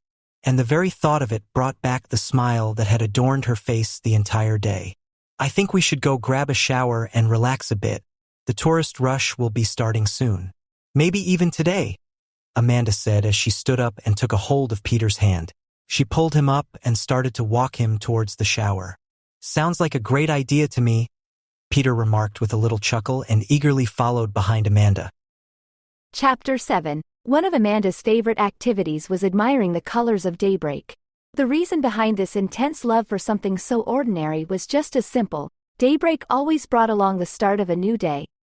Amanda had experienced a lot of pain, endured a lot of heartache, and at times she felt like morning would never come again, like things would never get better. However, it never mattered how dark things got, because somehow daybreak eventually arrived. The sun would shine again, and everything would be all right. Amanda was standing by the window of her room, wearing only her bathrobe, enjoying the sight of the rising sun. The sky was being painted so many different shades of pink and orange and yellow, she was barely able to place most of the colors. She loved the way the blue and orange mixed together, which was supposed to be an impossible mix of colors, yet there it was. Nature defied logic before her very eyes. It felt like she could reach her finger out and drag it over the sky, taking with it a wad of paint which she could have used to paint her own life a softer color. That's when she was suddenly reminded of the man asleep in her bed, elegantly spread out over her bedsheet. She looked over her shoulder and saw him laying in the same position as before, cuddled up with her pillow which she'd been forced to place there because she couldn't escape his powerful grip any other way, with his lips slightly pouted as his face was pressed against the pillow. His pale curls were in disarray, a complete blonde hurricane on his head. She'd spent about 10 minutes that morning just playing with the soft, silky locks, styling it every which way before standing up. She turned her attention back to the world outside, towards the sunrise, and thought about Peter as the embodiment of her sunrise. For a split second, she imagined his face as the rising sun, and she had to giggle behind her hand. She brushed her silliness aside and thought about the symbolic meaning instead.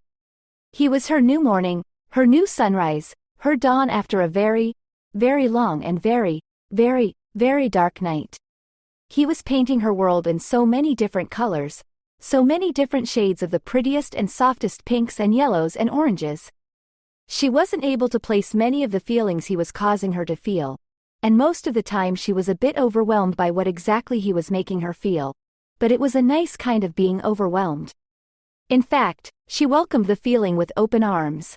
And maybe it was okay for her to not know everything about him, or where he was from, or his past. The only thing that was supposed to matter was their future, the world that awaited them outside. He certainly was a phenomena, an enigma.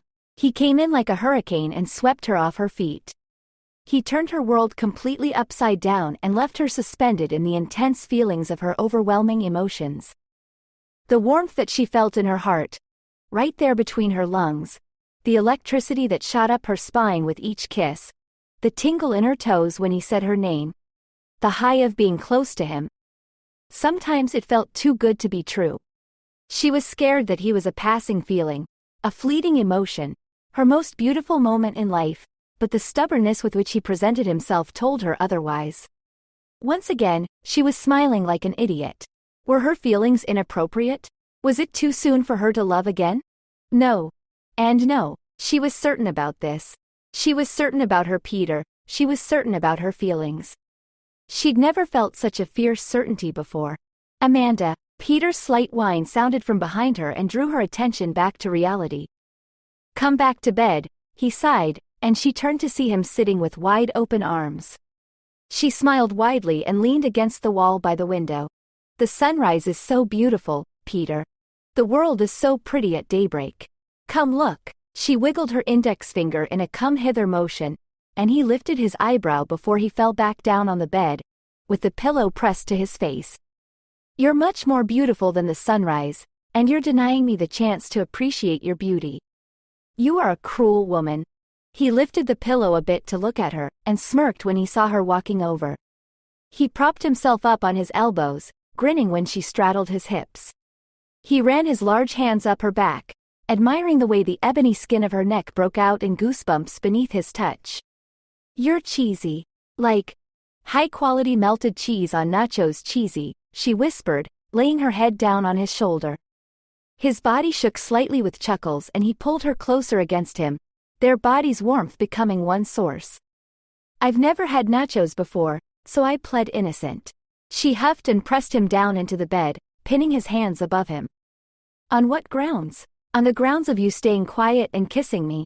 Overruled, she laughed as he pulled her head down to kiss her anyways. The two of them had finally gotten together. They were finally enjoying their love for each other and, with that, the sudden well-up of emotion and passion that came from months of suppressing said feelings. Yet they weren't able to fully indulge in their emotions as they would have liked. Peter had taken to sleeping in Amanda's bed with her, making himself quite comfy there. His presence in her room in the morning, his husky voice and his messy hair and his sleepy smile, were a welcome change to Amanda's usually cold and lonely routine. He was her very own personal sunrise, lighting up any room when he smiled. He'd gotten more used to helping out around the B&B, and what a good thing it was, because with New Year's came the rush. The sudden influx of familiar faces. Amanda always warmly welcomed the old friends. Some were even faces that Amanda recognized from her childhood days of spending time with her grandma, back when it was still known as Maple's retirement home. She remembered asking her grandmother why she had called it a retirement home when it was really a bed and breakfast. Well, my little dove, that's because it's so much more than that, her Nana had replied ever so warmly. The souls who come here aren't looking just for a place to sleep. They come here to retire from the hardships of the world outside, and Nana will always welcome them here. Oh Nana, you truly were too good for this world. It was the morning after Boxing Day. Amanda and Peter had been preparing the rooms for visitors. The townsfolk made use of the cozy cottage to take their lunches and breakfasts there. So while Peter was cleaning around the cottage, Amanda was working in the kitchen to serve every patron a hearty meal. Peter appeared every now and again, trying to steal a bite of whatever Amanda was cooking, but she managed to chase him off with the threat of being the victim of her fearsome wet dishcloth attack. She walked into the dining room, serving 2 plates for an older couple who seemed to be bickering among themselves. At first glance, they seemed to be arguing, but Amanda knew the couple and she knew that they were very much still in love. They smiled at her when she placed the plates down. Thank you, Amanda dearie. It smells as delicious as always, the lady commented, and the old man wasted no time in taking a bite to taste. His eyes widened in pleasure, giving Amanda a thumbs up. "This is poetic, Amanda. 10 out of 10, I would eat it again." He held his hand to his mouth as if to whisper something, and Amanda bent down to hear it, but he spoke out loud enough for his wife to hear. "Give me the recipe. My wife's cooking could use a bit of fine-tuning." He chuckled when his wife playfully hit his arm. "This man, I would be more insulted if I didn't think the same. It's a wonder my cooking hasn't caused him any permanent damage yet." She dug into the food as well, and Amanda found herself giggling behind her hand again. Those two had been married for a very long time, but they were still so very happy. They were both best friends and lovers, and Amanda was reminded of her own relationship with Peter. "I'm glad my cooking is satisfactory. You're always welcome to have seconds," she winked. At that moment Peter passed by and stopped by them. "She won't even give me firsts. If I die, it'll be due to starvation." This earned Peter a playful slap from both Amanda and the old lady. He grinned widely at Amanda before smiling softly at the couple. "How rude of me to not introduce myself first. My name is Peter Michaels, Amanda's personal slave." He winked, and the couple chuckled. "He's cute. Can we keep him?" the old lady asked her husband, and he pretended to be busy considering it. "I'm not sure, honey, he'll have to be house-trained first." This caused Peter to laugh bashfully and, for once in his life, be left without a comeback. Seeing Peter's flustered gaze and smile made Amanda's heart swell in an unknown way, the organ threatening to push her ribs apart and pop right out of her chest cavity. He better get back to work. Amanda kissed Peter's cheek. "I'll come by tonight and we can talk some more. Catch up a bit," she told the couple before walking back to the kitchen, Peter in tow. In the privacy of the kitchen, Peter spontaneously picked Amanda up and placed her on the kitchen counter to kiss her. Amanda melted into the kiss, wrapping her skinny arms around his neck and holding him closer, smiling widely against his lips. She was barely able to keep herself from giggling like a nervous schoolgirl. He held her to him, their bodies pressed together, their hearts beating against each other. The kiss was gentle and loving, and so sweet. When Peter pulled away, he pressed his forehead to Amanda's, keeping his eyes closed. She held her hand against his cheek, loving the way his beard felt beneath her palm. She gently traced his pale pink lips beneath her thumb, enjoying the plump and soft feeling of the flesh.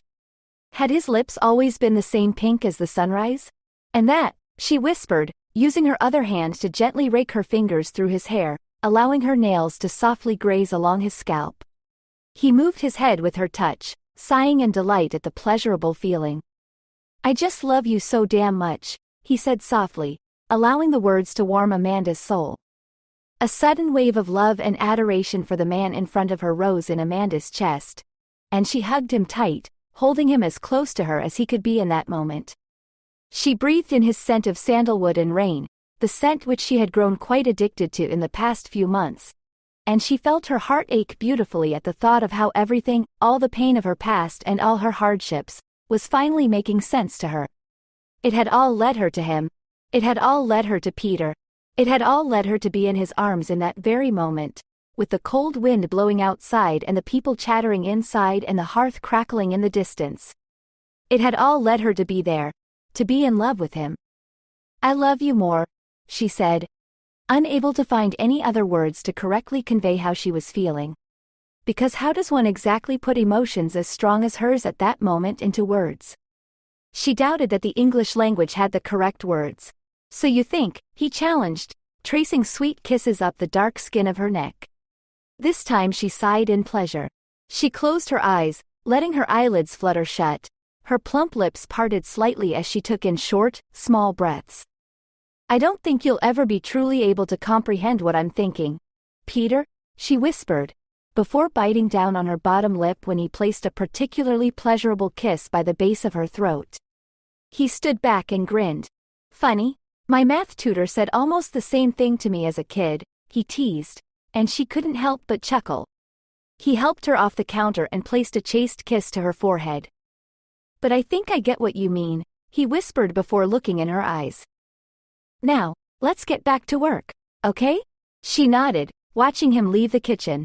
She was abruptly reminded that another customer had asked for some water, and she swiftly filled the jug with the clear liquid before walking out to the dining room. She stood by the table and served the customers with a smile, apologizing for taking so long. "You look so familiar," the very customer said as Peter was passing by. Amanda immediately noted the panic on his face. She was reminded of that day in the forest, when she'd asked him about his home country. He'd reacted in almost exactly the same way. Stiff shoulders, deep intake of breath, tight lips.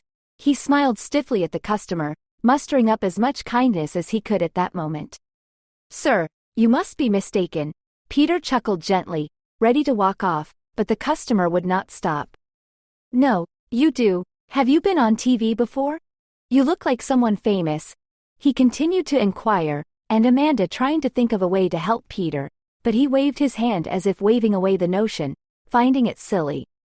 "I look like a Hollywood star, apparently," Peter chuckled. "Must be that." He shrugged, and walked off. That was supposed to be that. However, as Amanda was walking back to the kitchen, she found herself thinking otherwise.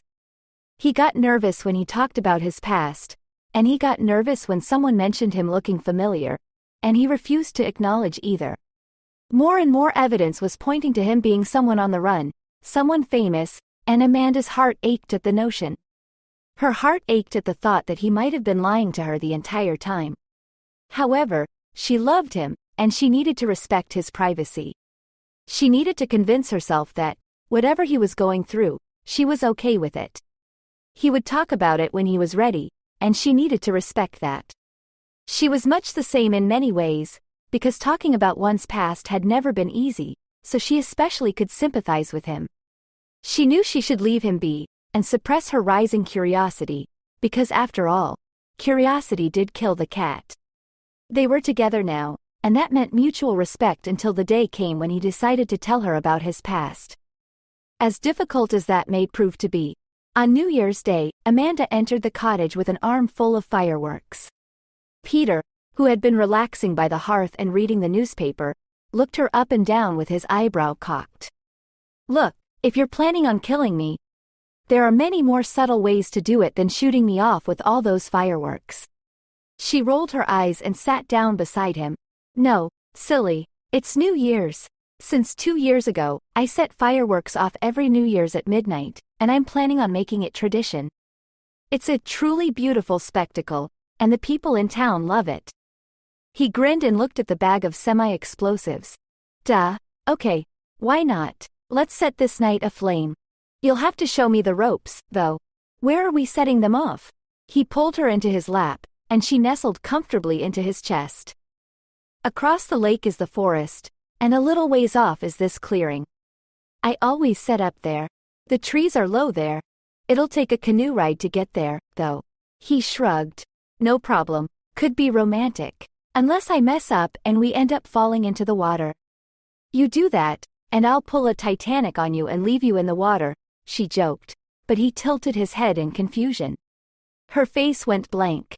"You've never seen Titanic?" He shook his head. "Okay, New Year's resolution. I will show you all the finer parts of the American movie industry. You, sir, have been missing out." He huffed. "Different cultures and different movies, okay? Not my fault." It was a few hours to midnight when they took the fireworks, along with a picnic basket, to the lake.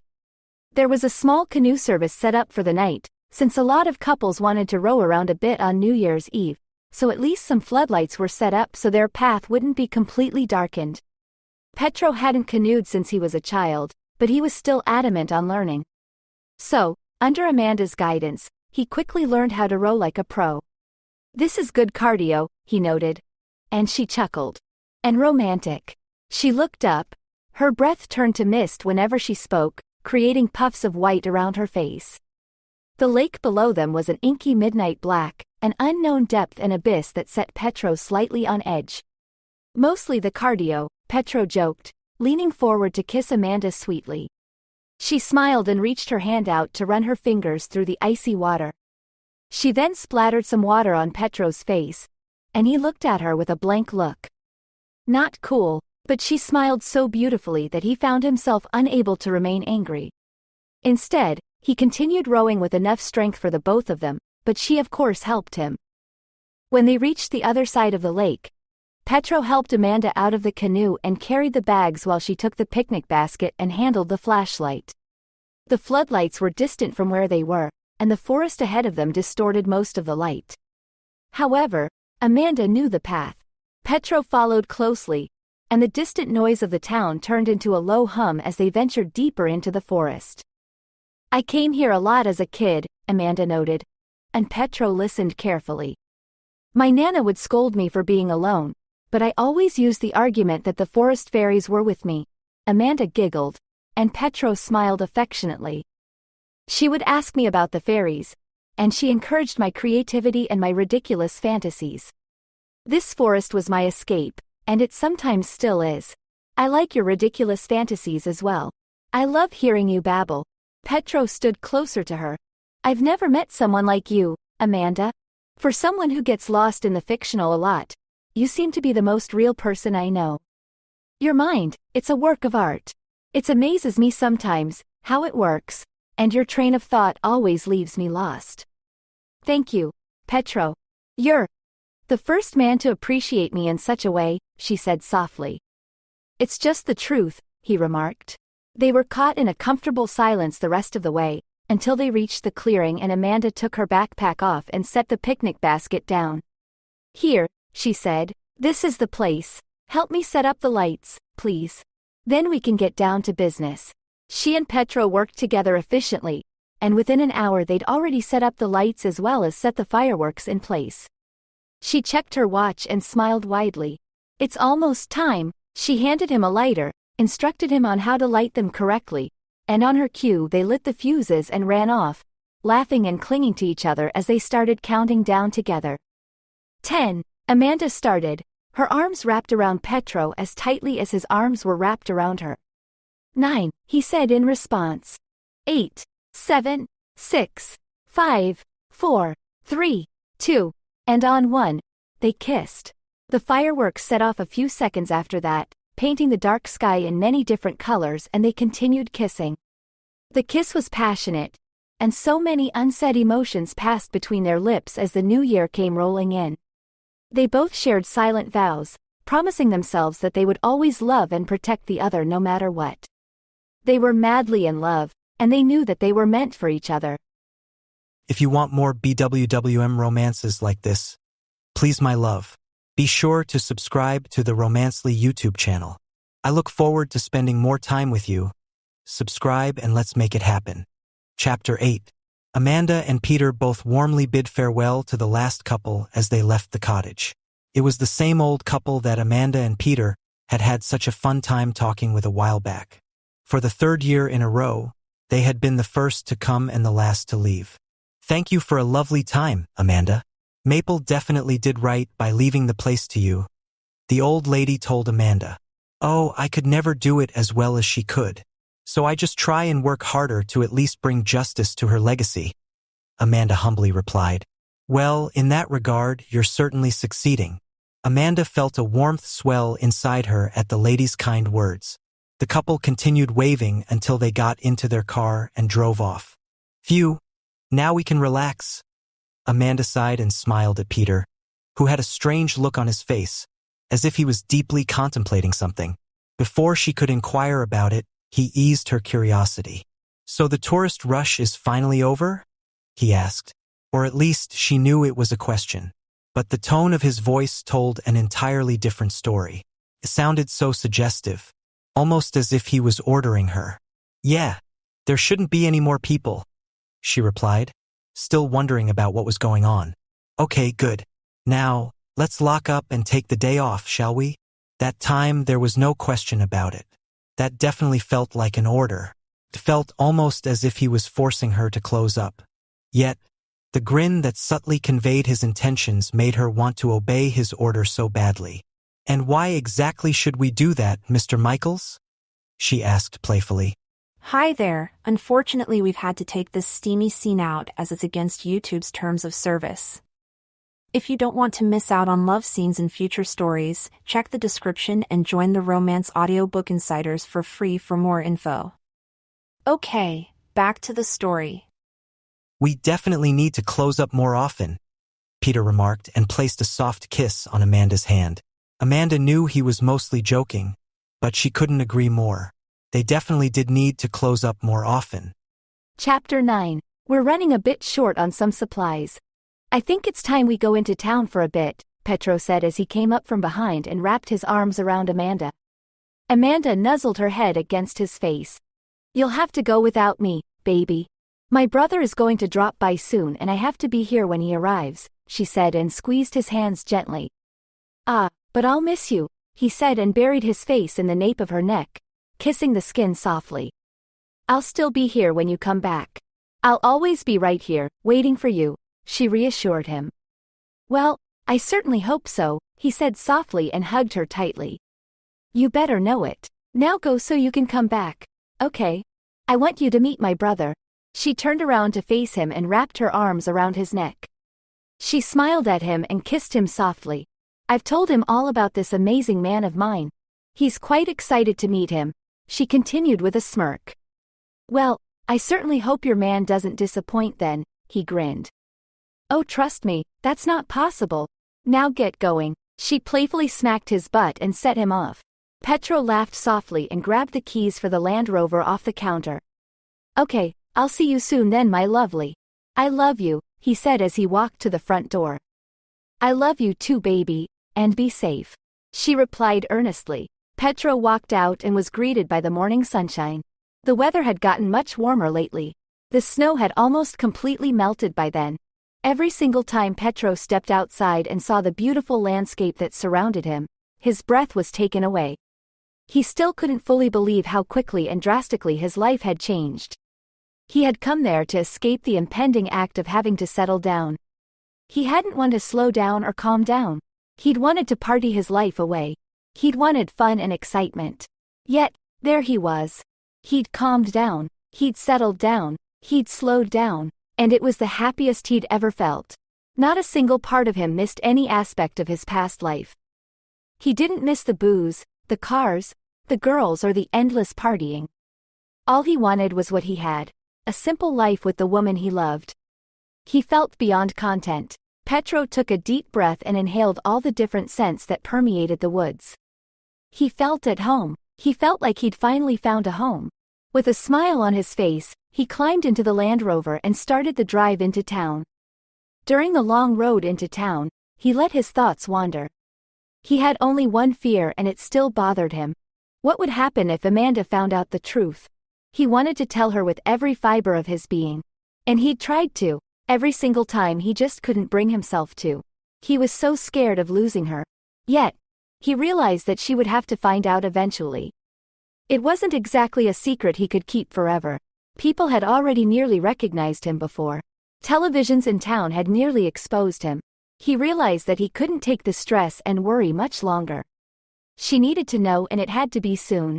He could never commit to her fully so long as his past kept chasing him. Finally, he got to town. He pushed the thoughts back. He needed to focus only on what they needed. Thanks to their visits into town and Amanda's friendly, talkative demeanor, Petro had become well acquainted with the locals. He knew people by name and they knew him as Peter. It all felt so strange. Back in his home country, he didn't know anybody aside from his family and the few friends he had. Even the people he partied with were complete and absolute strangers. They all knew who he was and he didn't care enough to learn their names. Yet, in that small little town, he knew nearly everybody. He knew about Finn, the veteran who'd opened up a pet store. He knew about Maggie, who was constantly complaining about her husband. He knew about Patrick, who had only one eye and always had a new story about how he lost it. He felt like he knew everybody, and that everybody knew him, or at least, the new him, the better him, the improved him. Despite them not knowing his complete history, it was still quite an amazing feeling. Petro actually felt like he belonged. Nobody expected him to act a certain way or to talk a certain way or dress a certain way. Nobody told him, you can't do this, or, you shouldn't do that, or, stop bringing shame to our family. Everybody there just accepted him for who he was. Nobody put facades and acted like people they knew they weren't. Everybody was real. Everybody was themselves, quirks and all. He'd finally found a home. Petro was strolling through the local shopping center. He knew he'd promised Amanda that he would back soon, but he genuinely enjoyed his visits into town. He loved seeing all the little shops and mingling with everybody. The atmosphere was just so welcoming and carefree. It was the pressure-free breath he couldn't get enough of after he had spent so many years feeling as if he was drowning. As he continued on his stroll, he suddenly stopped when he passed by the jewelry store, man's best apology. I should go in and buy a ring. Why? So I can propose to her and we can get married and live our lives happily at the cottage. Petro started fantasizing. He was imagining Amanda and himself in the middle of the woods. Only a few people in attendance. He imagined Amanda standing in front of him wearing a glamorous yet still humble white dress. He imagined the juxtaposition of her smooth, dark skin against the pale whiteness of her veil. He imagined hearing her answer, "I do," to the priest's questions. He fantasized about their first kiss as man and wife. Their first time making love as man and wife. The family they would have. First would be the dog they'd adopt. Second would come a cat. Then a little boy and a little girl. They'd be raised by two loving parents who would never put any responsibility on them that they couldn't handle. They'd never be forced to be anything but themselves. They'd all just be one happy family. And then she finds out the truth. Because she will find out the truth. The truth always comes out. And when it does, what then? Petro felt the inner conflict commence yet again. Why couldn't he just tell her? Why hadn't he told her yet? Why was he being such a coward? Amanda had been honest with him from the very start. She'd been honest to the point of hurting, yet he couldn't grant her the same courtesy. He took a deep breath, tried his best to silence the thoughts and entered the shop. All manner of trinkets and jewelry adorned the shop. Just like everything else in that town, the jewelry shop wasn't the same as your average, typical store. Whilst there was the usual fancy jewelry there, they were far outnumbered by the much more unique items. Petro glanced around the shop and took note of every single one. The pearl necklace that was designed in such a way that it resembled a smiley face. The cow skull with emeralds and rubies decorating it all over. The leather choker with diamonds as studs. The sapphire ear studs that looked like tiny flames. Then a certain ring fully caught his attention. There, right between the skull-head tiara and the emerald bedazzled spectacles, was a ring that his heart immediately cried out for. It was nothing too outlandish nor was it even fancy, but it poked at a very sentimental part of him. Shaped like a rose in bloom, tiny little rubies, purple sapphires and white jades decorated the petals leading to a small diamond in the center. Amanda had always had an affinity for roses. When it comes to nature, it's impossible to pick a favorite. Everything is so beautiful in its own unique way. Everything has a special contribution to our lives even if we don't notice it. But roses, there's just something about them. I know it's probably not the quirky or surprising answer you expected, considering everybody loves roses, but there's more to them than people realize. A closed-up rose is still so beautiful. A rose in bloom, opening itself up to the world, is such a majestic sight. A rosebud, so precious as it prepares for its life journey of being either an apology or a compliment, is so uplifting. A rose that has been torn apart, its petals being distributed so thoughtlessly, is still one of the leading causes of falling in love. Even a withered and dying rose has this tragic beauty to it. So, yeah, I guess there's your answer, she had explained to him one day, shortly after they met, when he'd inquired about her favorite flower. He'd thought it to just be a simple, casual question to instigate some small talk. However, the answer he got, it allowed him to see right into Amanda's soul. And just like a rose, no matter the state it was in, it was breathtakingly beautiful. That was the first moment he knew that he was hopelessly in love. "Hi, I'd like to purchase this ring. The rose one," Petro told Jeremiah, the owner. "Oh ho ho, you gone. Make a honest woman out our little Mandy?" "Yeah. Don't got manners boy. She's all our little girl. That one." "Yeah, gotta ask all our permissions first." Jeremiah laughed as he mockingly scolded Petro. "Oh come on Jerry, you think I'm not good enough for her?" Petro smirked. Jeremiah stopped laughing, yet still kept his smile. Petro still had no idea how even with a few missing teeth and a massive beard, Jeremiah still looked so sophisticated. He could somehow easily pass as royalty, perhaps as Petro's crazy uncle. Even when he spoke to normal customers, he had this sense of class to him. Except when he actually knew you. That's when Petro realized just how far from high-class fancy he actually was. Now boy, don't go putting words in this old man's mouth. Bratwurst or a fine porterhouse. Sure. Them's you can put in my mouth any time. But words, sonny boy? If, Jeremiah wanted to say something, he'd gone and say it. And what I'm gone say is this. That girl loves you. I've seen the way she looks at you. It's the same look soldiers give to them guns when they in the middle of open fire. That girlie believes you gone, protect her. That girlie believes you gone, keep her safe and stop anything that tries to hurt her. She better not be wrong, Jeremiah said sternly yet sincerely. I can promise you, nothing in this world is going to hurt her so long as I'm around.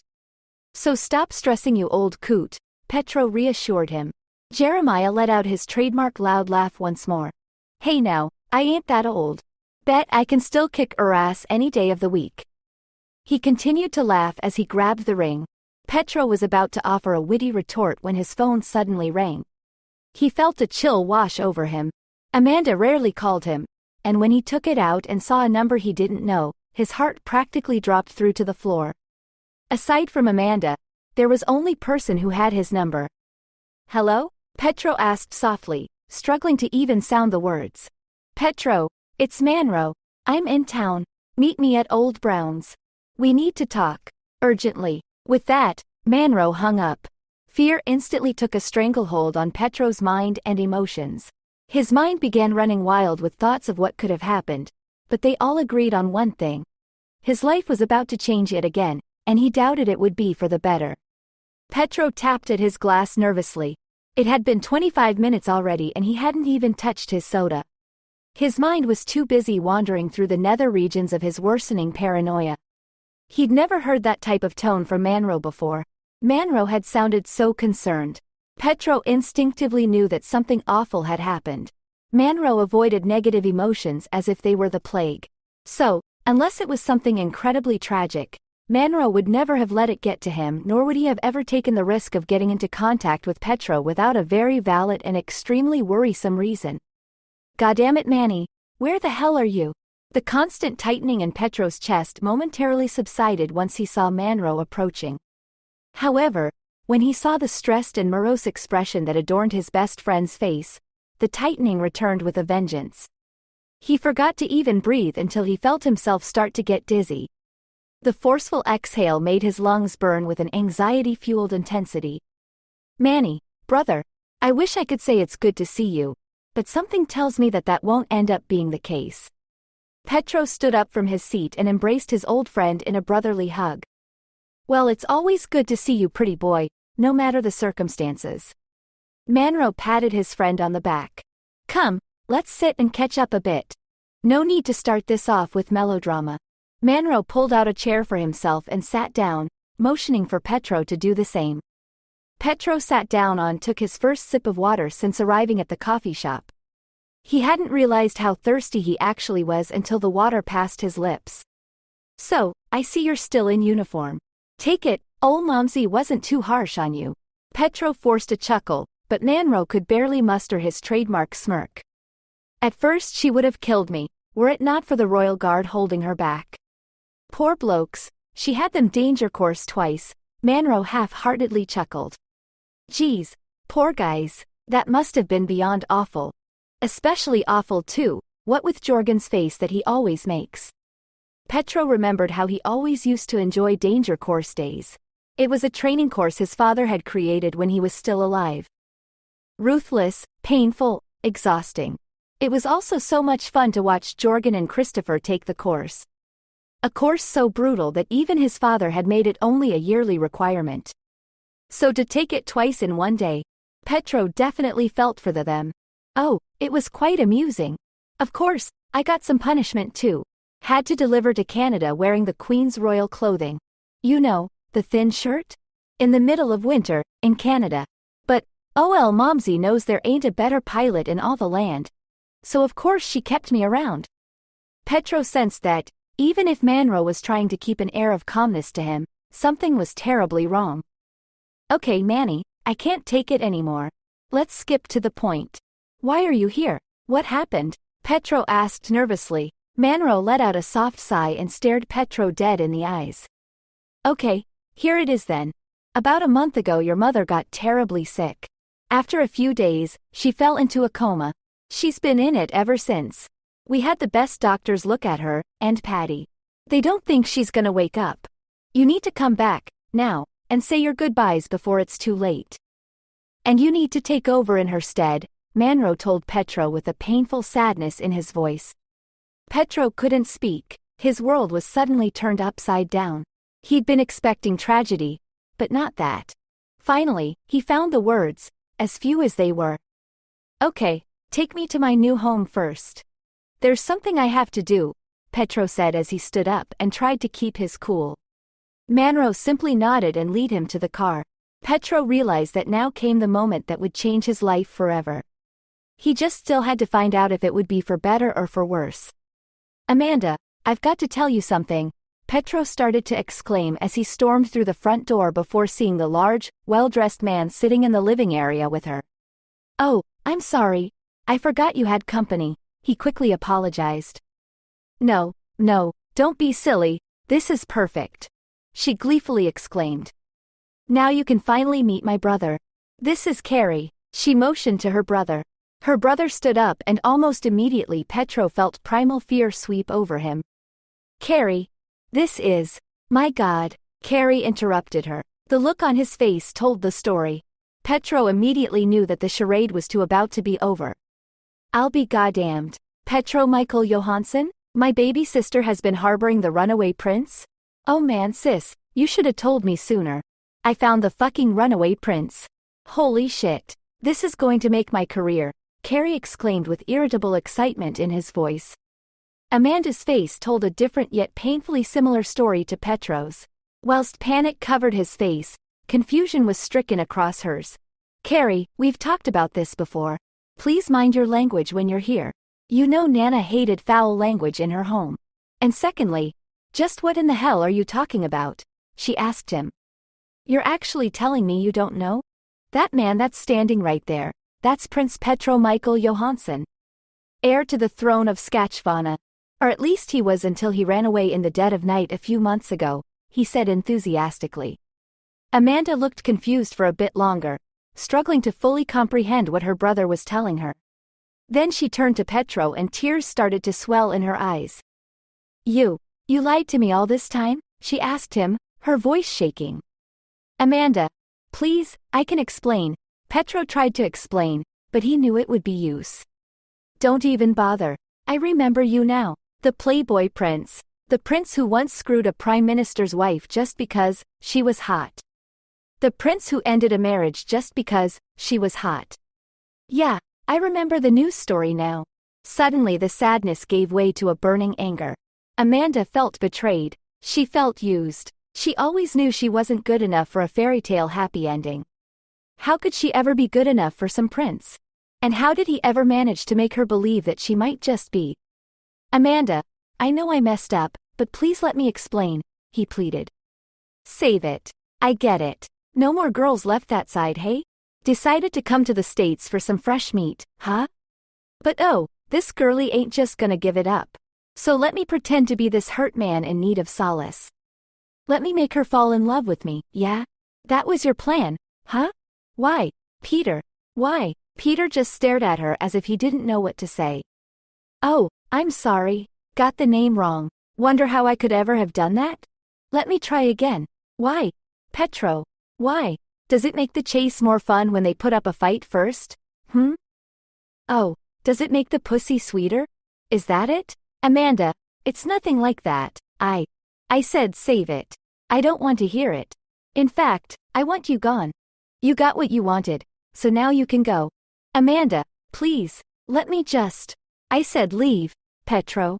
Amanda, get the fuck out of my house. As Amanda shouted that last sentence through tears streaming down her face, Petro deflated right in front of her. He hung his head, but she didn't care. If that's what you wish. Just know this, The only lie was my name and my family. Everything else was the absolute truth, he said softly as he left the cottage, closing the door behind him. Amanda started bawling her eyes out. She hugged her brother tight and sobbed uncontrollably onto his shoulder. She remembered how she'd fantasized about him actually being a prince. How she'd actually considered him to be her prince in her own mind. How he'd actually managed to make her believe she was good enough for a prince. She should have known she could never be. She should have known that little Mandy would always just be the girl giving her heart out only to have it ripped to pieces.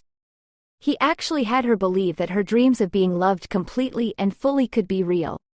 He made her feel like she was living a dream. And, just like that, the dream was over and she had to wake up back to the painful reality of her gullibility. Chapter 10. Petro felt as if he was in a trance as he boarded the plane. He felt dizzy and his head was spinning, still unable to completely comprehend what had just happened. His mind just couldn't wrap itself around the fact that, in a matter of mere moments, his entire life had fallen apart. In the time span of less than an hour, he'd managed to lose everything he held dear. First came the news that his mother was deathly ill, and a guilt he hadn't felt in months overtook him. The idea that his mother was possibly on her deathbed and the last conversation they'd was a fight. It was killing him. The fact that he never said goodbye before he left. The fact that he hadn't hugged her one last time and told her that he loved her. The fact that she probably blamed herself for her only child abandoning her. The fact that he never got to tell her that he understood what she wanted from him completely, and that he wished for so long to be able to be the man that she wanted him to be. He came to the realization that he might never get the opportunity again. His mother was in a coma and the most experienced medical experts in the country said that she might not come out of it. His mother was literally clinging to life and the last memory he had of her was her tears as he argued with her. On top of it all, Amanda had finally found out the truth about him. Petro had imagined that moment ever since he first met her. He'd played scenarios over and over in his head. He'd tried to plan for every single reaction she could have had. He'd planned every little word he believed would have dissuaded her from leaving. He had practiced every line of flattery he would have said and every promise he would have made. Yet no amount of preparation had been able to help him when it had actually happened. When Amanda's brother recognized him, Petro immediately knew that it was all over. He could have sworn that he felt his heart literally shatter. He felt his soul as it tried to tear itself from its vessel, refusing to face the pain it had suddenly been encumbered with. His mind had gone completely blank. He wasn't able to conjure up any excuses, justifications, or even promises. He couldn't and she wouldn't allow him to. The look on her face as she tried desperately to mask her hurt behind anger was forever etched into his mind. The sound of the tears in her voice still haunted his ears, drowning out even the loud turbines of the jet as it took off. The words she said, "I never want to see you again." Petro knew that those words would haunt him until the day he took his last breath. He felt so hopeless. He felt homeless. He felt so remorseful. He felt so idiotic. He felt absolutely broken. Petro sighed as all manner of emotion and regret flooded his mind. In the time span of less than a day, he'd lost the love of his life and was most likely about to lose his mother too. At least the last exchange between Amanda and him was much better than the final exchange he shared with his mother. "I never asked to be part of this family." His cold words were plaguing him as he imagined his mother. Alone, comatose, weak and fragile. Except he couldn't make out her face. The woman that his mind was conjuring was a stranger. It wasn't the strong and fierce woman who'd raised him. He couldn't recognize the person he was imagining. Suddenly the image in his mind turned to static and started to morph. Amanda made her way into his thoughts. Petro felt his heart ache with a longing as his mind recalled her soft, ebony skin.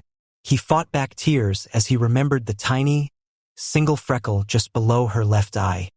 He remembered how she radiated like a mythical goddess whenever he told her how beautiful she was. He remembered the glimmer of undeniable certainty in her eyes when they'd made love for the first time.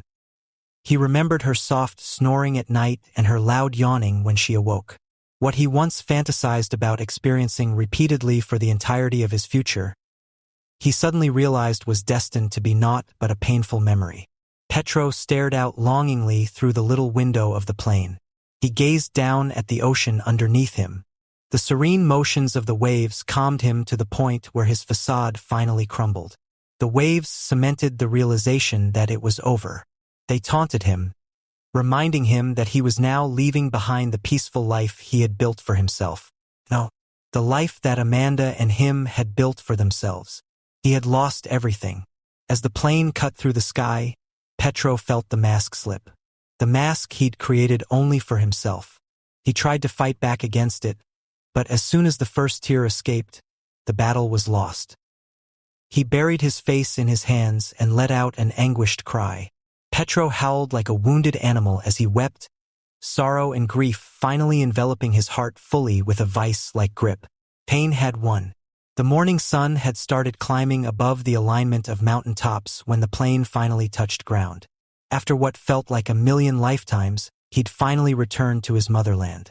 Yet as his feet met the soil of his birthplace, he felt an uneasiness wash over him. He felt like a tourist who was visiting for the first time. He'd grown up there, had had nearly all of his life experiences there. He could still remember the very spot on Dakin Street where he'd had his first kiss. Yet he felt like a complete stranger. He wasn't home. He had lost his home. "Hey, Petty." Manro poked Petro's shoulder and pulled him out of his daze. "Listen, pretty boy. I'm not going to feed you any cliché rom-com bullshit, all right?" Manro approached Petro and stood right beside him. They both turned their gazes forward towards the sight of the rising sun as it ignited the skyline. How stupidly symbolic, Petro thought to himself. I'm guessing this is supposed to symbolize my new dawn? Another fresh start? Bloody horse shit. Breathtaking, isn't it? Manro asked as he motioned to the sunrise. Petro felt inclined to agree but simply shrugged instead. I know you may not have missed this place much, but you gotta admit that even you can't help but love that view, Mr. I'd be a domestic terrorist if it didn't involve physical labor. Manro playfully punched Petro's shoulder. For the first time since Petro's entire ordeal, he genuinely smiled. Yeah, well, so there's one thing I missed about this place. Big whoop. Petro returned the favor by light-heartedly shoving Manro. For only a moment, Petro forgot all about the hurt he was feeling. For a few seconds, he felt like himself again. Manro had always been the one constant in Petro's life. The one person who would have never left nor abandoned him. And when you say you only missed one thing, I assume you mean me, right? Manro winked at Petro. Oh, don't flatter yourself. By the second day, I had completely forgotten your name. Arno, right? Or Mario? Petro teased him. Slowly but surely Manro was helping Petro's mindset improve, even if it was only slightly. Oh, shut it, charming. Manro punched Petro's arm again, much harder this time. Now, as I was saying, I've sat through many a romantic movie in my day. Now, most times I was too busy trying to get into some babe's undergarments to really pay close attention, but the cliches I noticed the few times I did pay attention annoyed the hell out of me. So, I'm not going to repeat them to you or bullshit you with some spiel about how there's other fish in the seas. You already know all of this. You've gone fishing a few times and you know that most of the fish in the proverbial sea are terrible. Nor am I going to come at you with the whole go get her, bro shtick. What I am going to tell you is this. It fucking hurts. I may not know exactly how you feel, but I've seen it happen to other people enough to know it really bloody hurts. And it will continue hurting. And you should let yourself feel it. But, and I'm sorry I have to say this, but it needs to be said, you should hurt on the inside only. You are royalty. Unless your mother somehow gets better, you are and will be the king. And you need to at least appear strong for your people. And you need to focus on your country. And focus on your mother. And focus on getting yourself better. Maybe one day you'll be able to fix things with the girl. Maybe one day you'll end up back together. Right now, however, you have a duty to your people. Now is the time for you to step up and be a leader. Are you ready for that? Manro concluded his speech with such a simplistic yet intensely armor-piercing question. Petro was speechless. In the nigh 30 years that he had known Manro, he'd never witnessed this side of him. Manro hated responsibility nearly as much as Petro used to. Yet, there he stood with a grave expression. There was no humor in him now.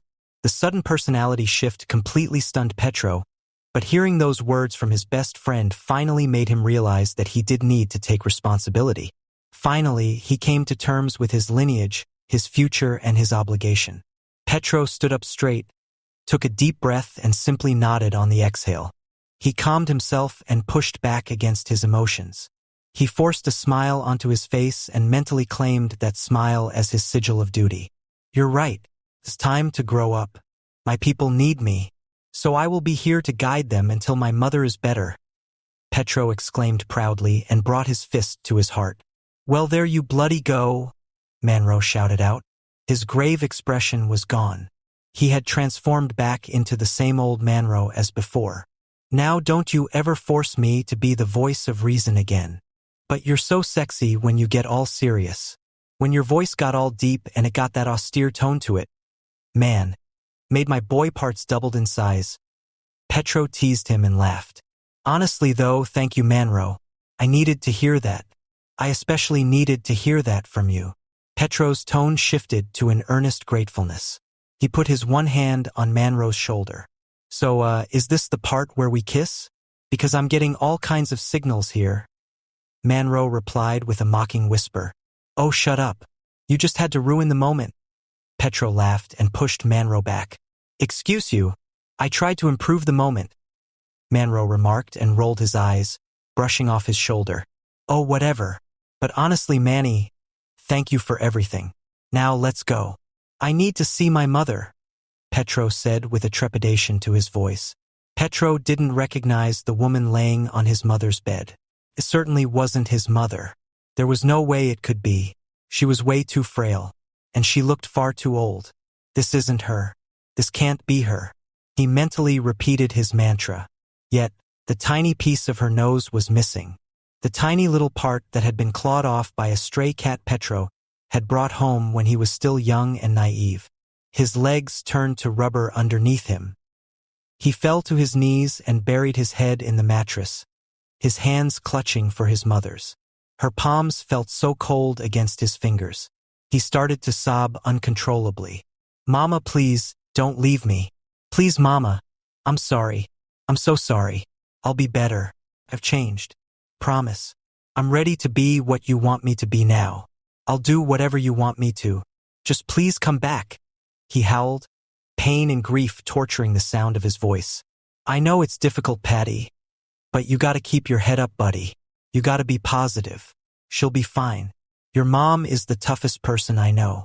There ain't no way in hell that she'll let herself go out like this. She'll be back before you know it. Until then, time to muscle up. You have to address your citizens soon." Petro started to swallow back his cries and tried his best to compose himself. "You're right. Momsy's too tough for this." He straightened his shirt and turned towards Manro. "I'm ready. Let's go be king." Petro's first appearance to the people went incredibly well, which surprised him. He managed to answer each question confidently and precisely. No time wasted on jokes or long elaborate stories. He acted like a true king during a time of crisis.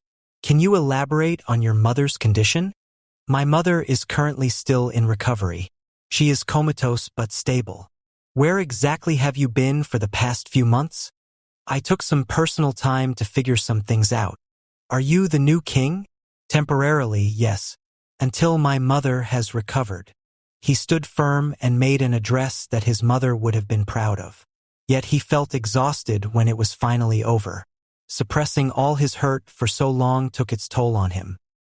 He returned to his mother's chambers once again and collapsed on the floor next to her bed. The next month felt like the most difficult experience of his entire life. The constant public attention, the constant stress about his mother. The way everything always reminded him of Amanda, which only made the longing he had for her that much stronger. He would often sit next to his mother and just talk to her. Most of the time he found himself talking only about Amanda. She's this fiercely independent woman. She owns this beautiful little cottage out in the wood. Oh, Mom, you would absolutely love it. It has this old Italian architecture feeling to it. And when the snow covers it in winter, it's just breathtaking. The next month felt a little less terrible. The doctors still said that it looked like his mother wouldn't recover. Petro still refused to give up hope. She will get better, Petro repeated to himself over and over and over again. He forced any doubt lurking in his mind away. He thankfully didn't have to make nearly as many public appearances that month. Petro may had excelled at it, but he absolutely hated it. He didn't want to go outside. He only wanted to spend time with his mother. He wanted him to be the first thing she saw when she woke up. He wanted her to wake up knowing that he'd came back, that he'd changed. Patty, I'm sorry that I'm saying this, but you gotta start coming to terms with the possibility that she might not wake up. Manro timidly told his friend one day whilst they were taking a stroll through the royal gardens. She will wake up, just you wait and see, Petro said confidently. Patty, your optimism is great, and you need to keep that optimism. But you also gotta be realistic. I am being realistic. No, Petro, you're not. I don't want to be a dick or anything. But your mother is in a coma and she hasn't shown any signs of improvement. You have to start making preparations. No, because I know my mother. This may look bad now, but she'll make it. She always finds a way. Well, can't say I didn't try. Petro's optimism had given way to stubbornness. He refused to even contemplate the idea that his mother might not wake up. 1 month later and the doctors were ready to pull the plug. They urged Petro to do what was best for his mother, but he remained adamant. Walking up is what's best for my mother, not dying. Then, a few days later, his stubbornness finally paid off. He was sitting on his mother's bed, brushing her hair neatly, still talking about the girl who he was still so in love with when his mother's hand suddenly stirred. At first Petro thought that it was just his imagination playing tricks on him. But then it happened again. Manro! Manro! Petro yelled out excitedly. Come! She's moving! Manro couldn't believe it when Petro had pointed it out, but she'd actually started moving. First it was her hand, then her fingers. Within a few hours, her eyes started to open. Petro was overwhelmed by a joy he'd never believed he could experience again. For the first time in 3 months, he actually felt well and truly happy. He knew his mother would be fine. He knew she would wake up. He couldn't explain how he knew it, but deep in his soul he had always been certain of it. Mama! Petro exclaimed gleefully, nearly jumping onto the bed as he burrowed to embrace his mother. What? Where am I? What happened? She asked, unable to remember anything.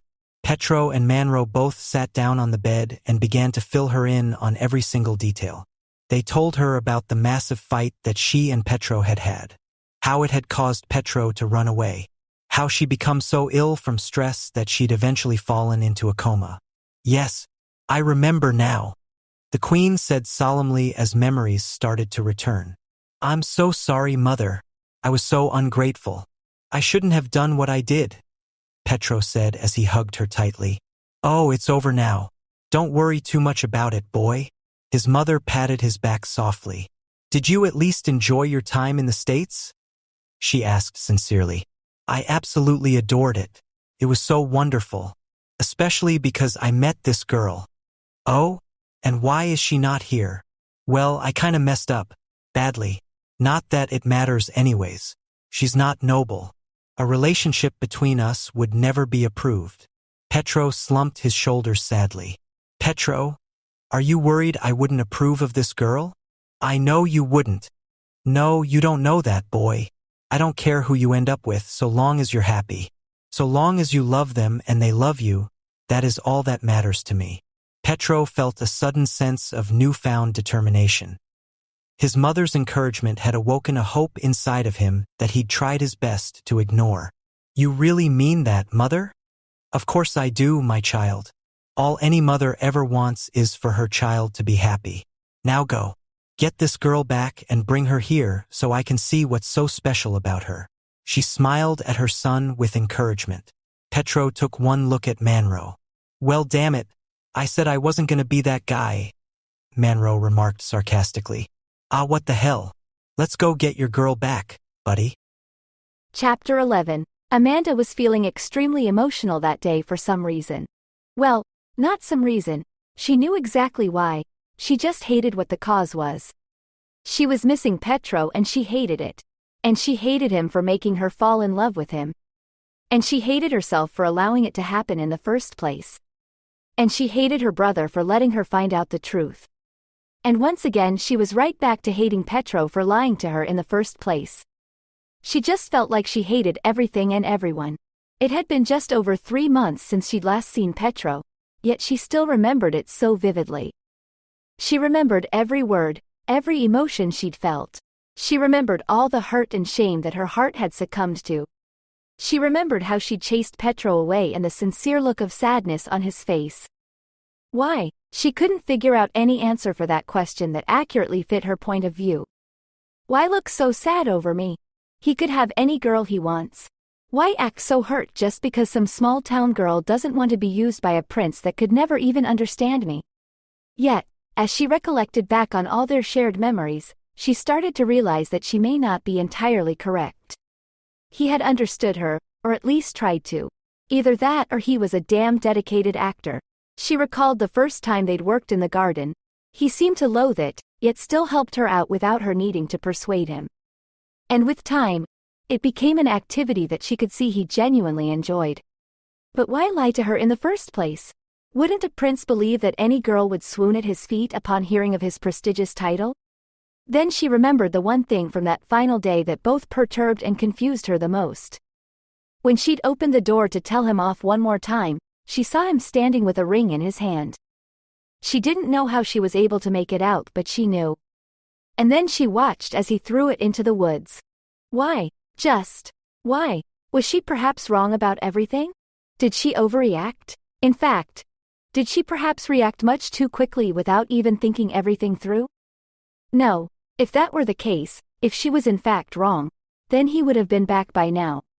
Although, I did sort of tell him I never wanted to see him again. She sighed and closed her eyes. She hated admitting it and she hated him for making her feel it, but she honestly missed him. As fate would have it, all her questions were about to be answered. She heard the bell ring and she lifted her head to greet her new patron. Suddenly, she felt as if she was dreaming. It had to be a dream. Or a nightmare. In the doorframe stood Petro, wearing a blue suit that nearly perfectly matched his eyes.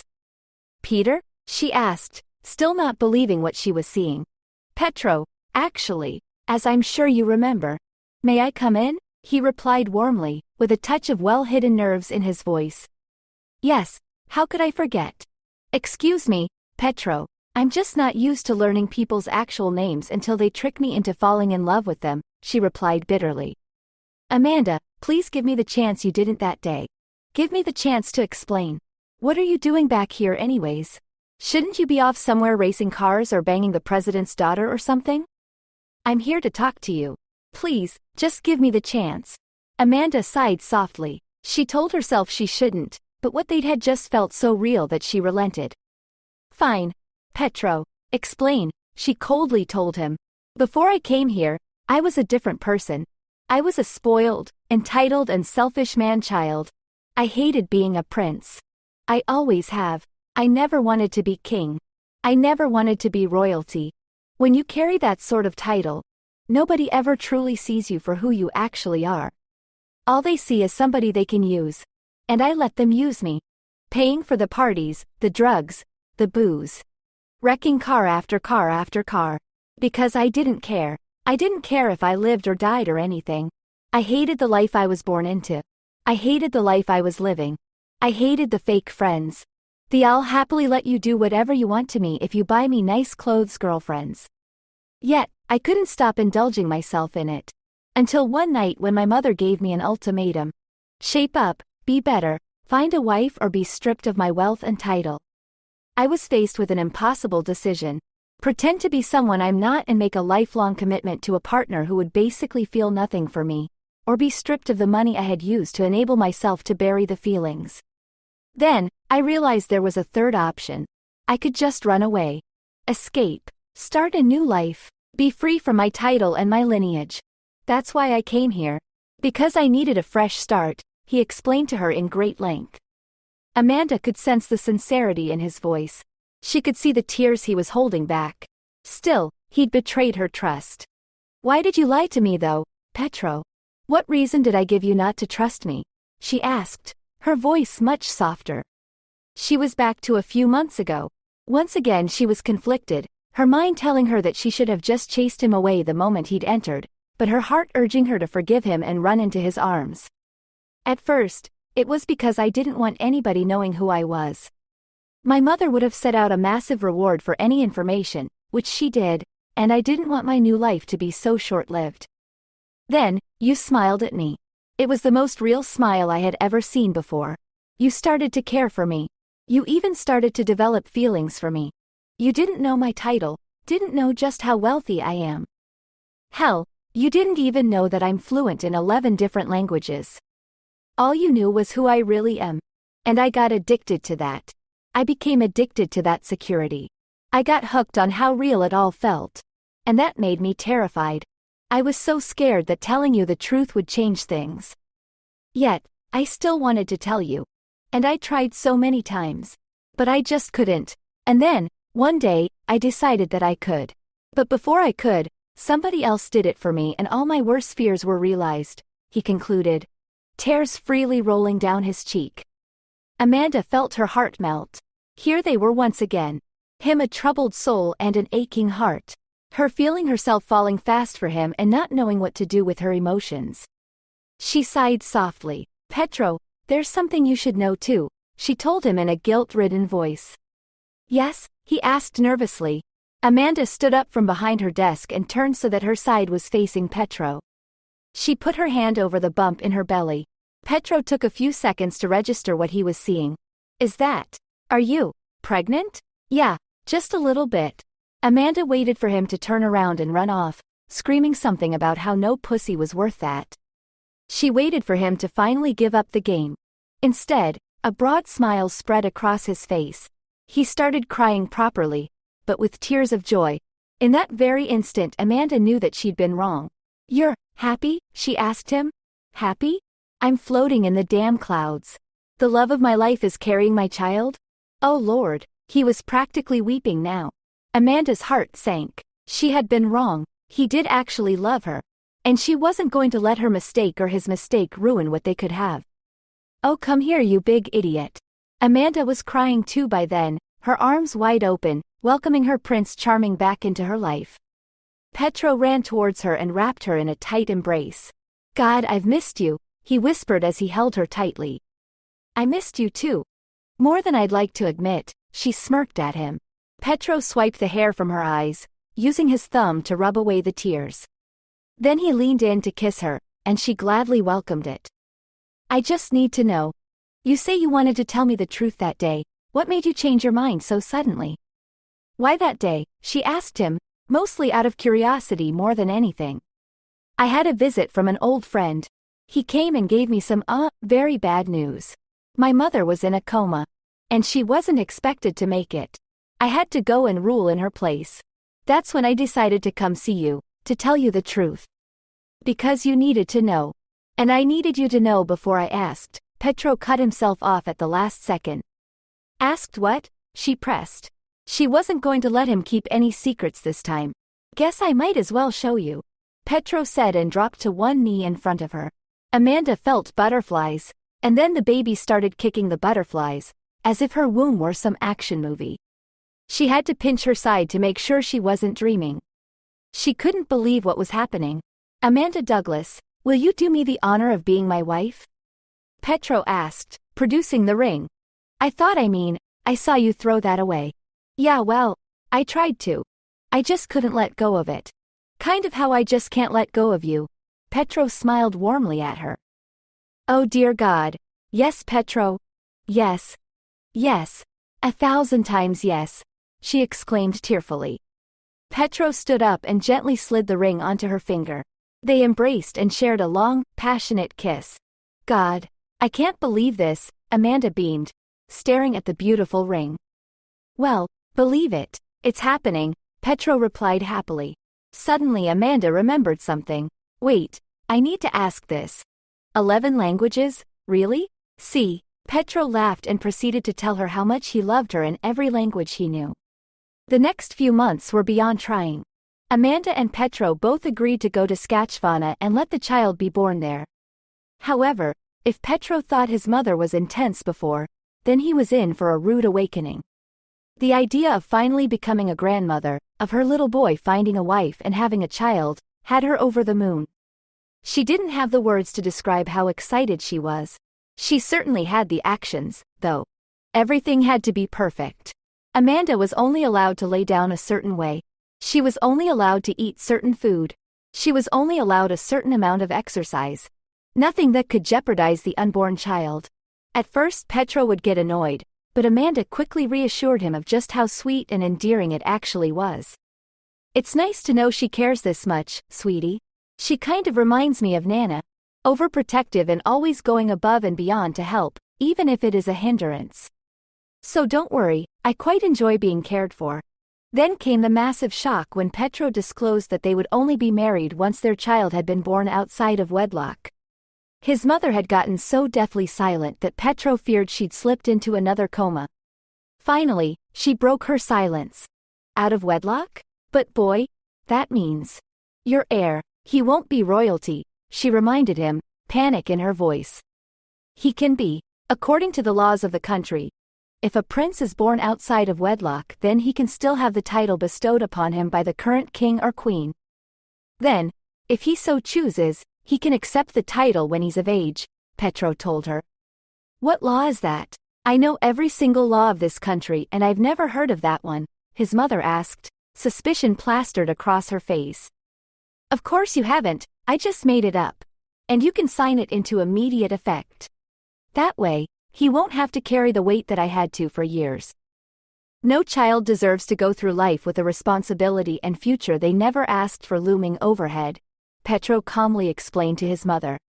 His mother had tried to argue, but eventually she'd relented.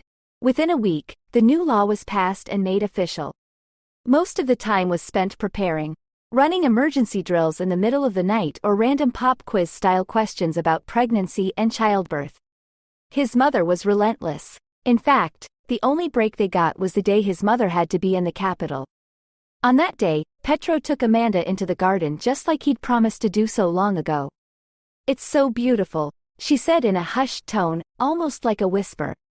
She was awestruck by the beauty she was witnessing. The large, green hedges, the blossoming roses, in an array of colors. Red, white, pink, yellow, orange, purple, every color she could think of. An assortment of different types of flowers guided them along the walkway as they explored the massive garden. Oh, my God, is that actually a maze? Amanda enthusiastically asked, pointing towards the bushy structure. Why yes it is. Don't go in there though. You'll get lost and then I'll have to come help you and then I'll get lost and we'll both just be lost. It's not worth it. Trust me, he laughed. Unfortunately, the peace didn't last. Less than a week later, they were taking their daily walk. Queen Mia absolutely loathed the idea and tried her best to dissuade them, but Amanda was adamant that she at least get some form of exercise. It was a beautiful day outside. An orchestra of chirping birds played in the background whilst the wind's soft push led them forward. Suddenly, Amanda let out a loud gasp. Petro didn't even ask, he just instinctively knew. Her water had broken. Petro felt a sudden wave of panicked anxiety wash over him, but he buried it as quickly as it came. A steely determination took over. Only 2 words were uttered, by both of them simultaneously. It's time. The hospital room was quickly filled by the sounds of panicked rantings and loud sobbing, both of which came only from Queen Mia. Petro and Amanda, on the other hand, were as calm as they could be, given the circumstances. They'd planned everything out to a T. They even had the best doctor in all the country. All right then, Miss Douglas, you're dilating rather quickly. This is gonna be your last chance, so think carefully about this. Are you sure you don't want an epidural? The doctor asked her with a sense of urging her to take it. She still refused. Even Petro had tried to convince her a few months prior. However, she was completely certain. No matter the pain, she wanted to experience every little thing. This changed after 2 hours. Oh, Mary, Jesus and Joseph the First changed my mind. Give me the fucking epidural. Amanda cried out. I'm sorry, miss, you're too far along now. You'll just have to tough it out from here on, the doctor told her. Hey, Honey, listen to me, look at me. Deep breaths. In and out, in and out. Petro took her hand and immediately he realized his fingers might be broken. Her grip was tighter than a vice. Yet he didn't let himself show any pain. A few broken knuckles was worth it for the love of his life, after all. Amanda, look at me. Listen to me. I know it hurts. But you need to not focus on that. You need to focus on what it all leads to. Imagine, soon it'll be 3 of us. The 3 Johansson tears. Amanda tried her best to laugh at his dry joke. Yeah, 3 of us. That sounds good. I like that, she stammered out.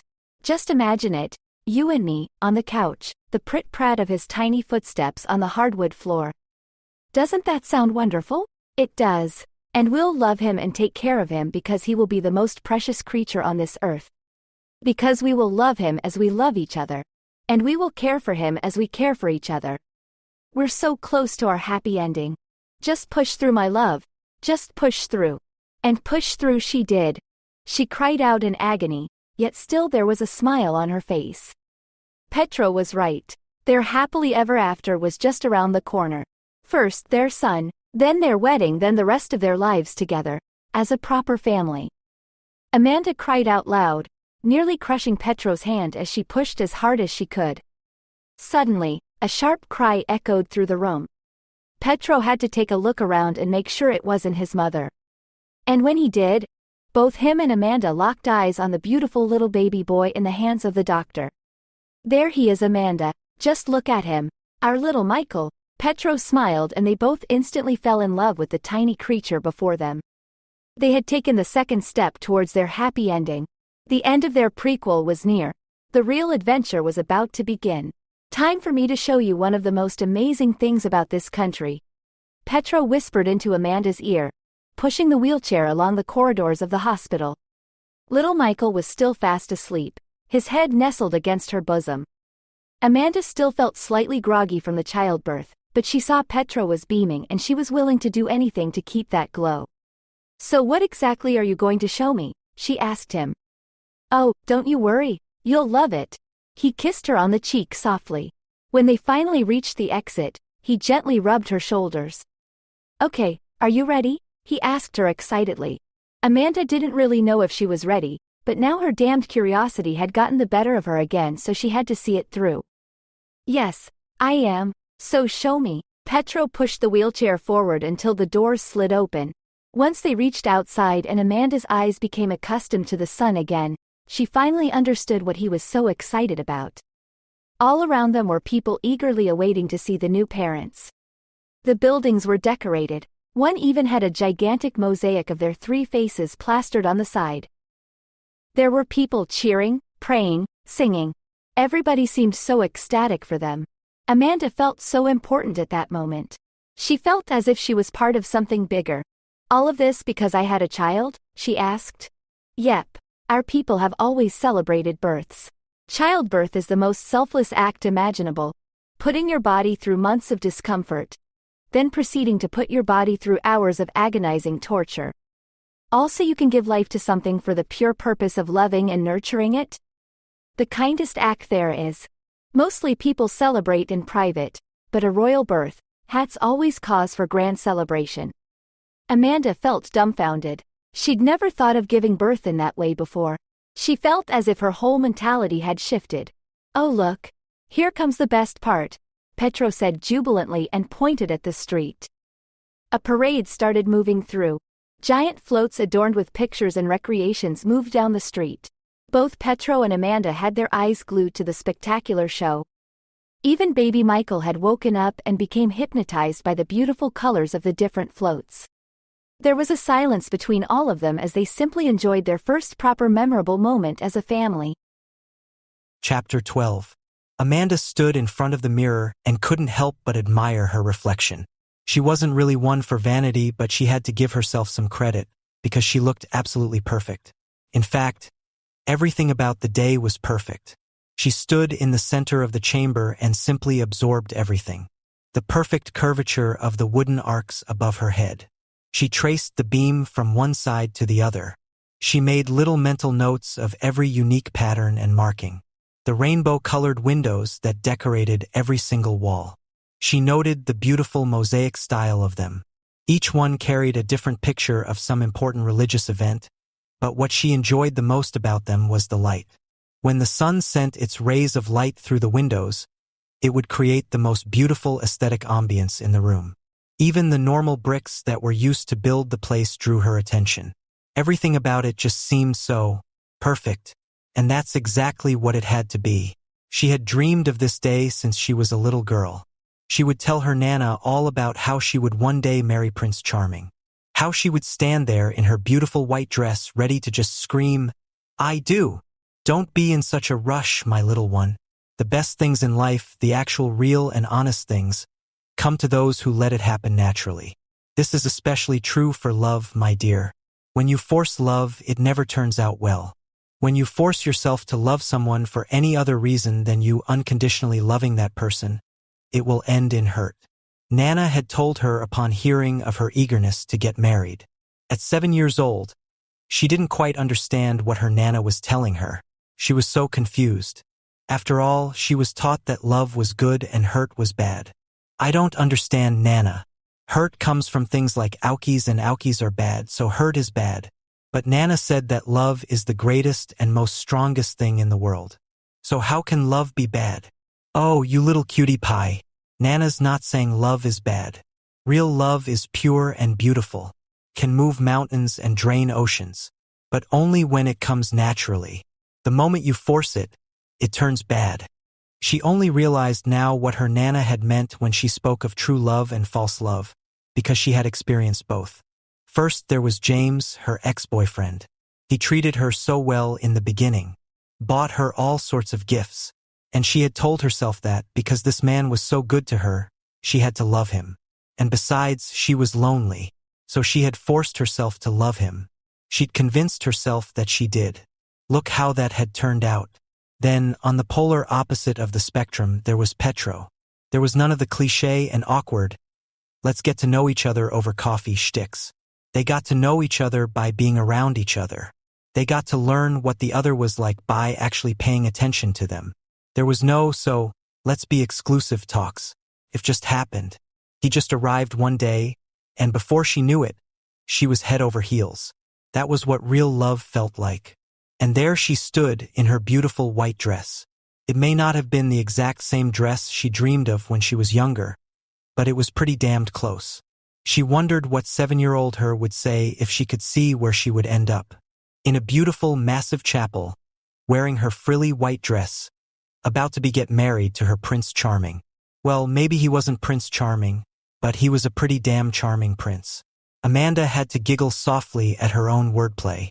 Suddenly she heard the church bells ring, and she counted along to quiet the sudden nerves. 1 gong, 2 gongs, 3 gongs, 4 gongs. The 4th one woke up butterflies in her stomach that were the size of pterodactyls. With the ringing of the bells, it was officially noon. She walked towards the door. Her nerves were still shot, but she didn't feel the urge to even once second-guess her decision. This was the moment she'd dreamed of ever since she was a little girl. The time had finally come. Petro glanced at the gigantic clock affixed on the wall by the chapel's gargantuan doors. Afternoon was rapidly approaching. The time was drawing near. In a few moments, his life would be drastically changed again.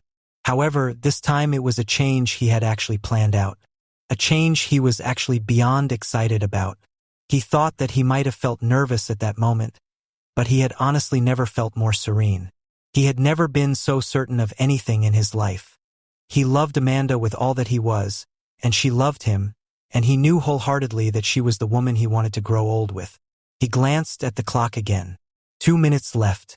Out of the corner of his eye, he spotted Manro's niece. 6-year-old Alexi was standing there in her little flowery dress, dancing along to the hymns the attendees sang, as if they were the latest club hit. "Hey Alexi, you having fun?" He knelt down onto one knee beside her. "Uncle Patty." She excitedly wrapped her arms around his neck. "Say, how would you like to carry the rings for us?" he asked her softly. "But I don't like work." She crossed her arms and pouted at him. Petro chuckled softly and pulled out a candy bar from his pocket. "Not even for some candy?" Candy. Yes, I'll do it, she enthusiastically told him. That a girl, he remarked and playfully rustled her hair. He took out the little pillow that carried the rings and handed it to her. Now just remember, when the priest asks for the rings, that's when you come down and give them to us, he explained to her. She just happily nodded. Finally, the bells rang. It was time. The nerves that Petro thought he didn't have before suddenly made themselves very noticeable. He stood at the front of the aisle, all eyes on him. He only realized then just exactly what he was doing. A complete cascade of emotions rolled through him. He felt excited. He felt terrified. He felt safe. He felt anxious. He felt happy. Most importantly, he felt so damn in love. Everyone's gazes turned away from him when the music started. Loud gasps were heard throughout the entire chapel. Os and eas were in abundance as every saw Amanda in her dress for the first time. Even Manro and Petro couldn't help but stare with their jaws wide open. She looked so. Nobody knew exactly what word to use to describe her. Beautiful didn't do her any justice. Not did all the others, such as gorgeous. She was something so much more. She was radiant. She was perfect. She was like some ancient goddess of beauty, and he was the mortal she had decided she wanted. As she started to walk down the aisle, everybody's eyes followed her. A variety of different gazes traced her every move. Like vultures watching their prey from above, every single person stared at her hungrily. Petro could easily see and read all the expressions on their faces. The variety of emotions on display was so intriguing. There was pride, there was joy, there was jealousy, there was spite, there was insecurity. Every emotion he could think of was on display. But no emotions were felt more powerfully than the happiness and love that Amanda radiated as she walked down the aisle. When she finally reached Petro, he found himself speechless. He wanted to tell her just how amazing and perfect she looked, but his voice continuously failed him. He felt a tightness in his chest that was indescribable. His mouth had turned to cotton and his throat to sandpaper. He felt himself start to perspire. He felt like a teenager who was going on his first ever date. The priest motioned for them to take their seats. Petro Michael Johansson and Amanda Douglas, today you are surrounded by your friends and family, all of whom have gathered here to witness your marriage and to share in the joy of this special occasion. Today, as you join yourselves in marriage, there is a vast and unknown future stretching out before you. The possibilities and potentials of your married life are great, and now falls upon your shoulders the task of choosing your values and making real your dreams.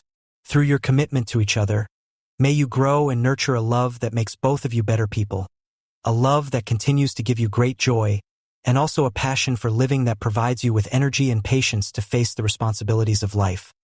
The priest spoke out loudly. I am to understand that you wrote your own vows? The priest asked. Yes, we did, they answered in unison. Very well. Petro, you may go first. Petro let out a dry cough, trying to clear his throat. He pulled out the folded piece of paper from the inside pocket of his suit. With trembling hands, he unfolded it and began to read. Amanda, when I first met you, I was beyond lost. I had no idea who I was. I had no idea what I wanted from life. I had no idea where my future was headed. Everything was so unclear and confusing. Yet when I first saw your smile, it was so genuine and real. You had no idea who I was. You had no idea of my status or my wealth. You just saw me as a person, and you deemed me good enough to become close with you. It was on that day that I immediately fell in love with all of you. The soft snores in the morning, the constant getting lost in your own fantasies, the way you like to hum when you cook yet sing when you fry. I couldn't stop myself from falling for you, and I am so thankful I didn't. You are the greatest thing to ever happen to me, and I will forever be grateful for all that you have given me. So today, in front of all these people and in the eyes of the Almighty God, I solemnly vow to love you eternally, to be your rock and protect you from the storms that may come, to be yours forever, to be your lover, your partner, your best friend, until death do us part, he finished. The entire chapel was silent aside from the few that were softly sobbing at Petro's touching words. Thank you, Petro. Amanda, you may now say your vows. Well, I didn't really prepare anything that well thought of.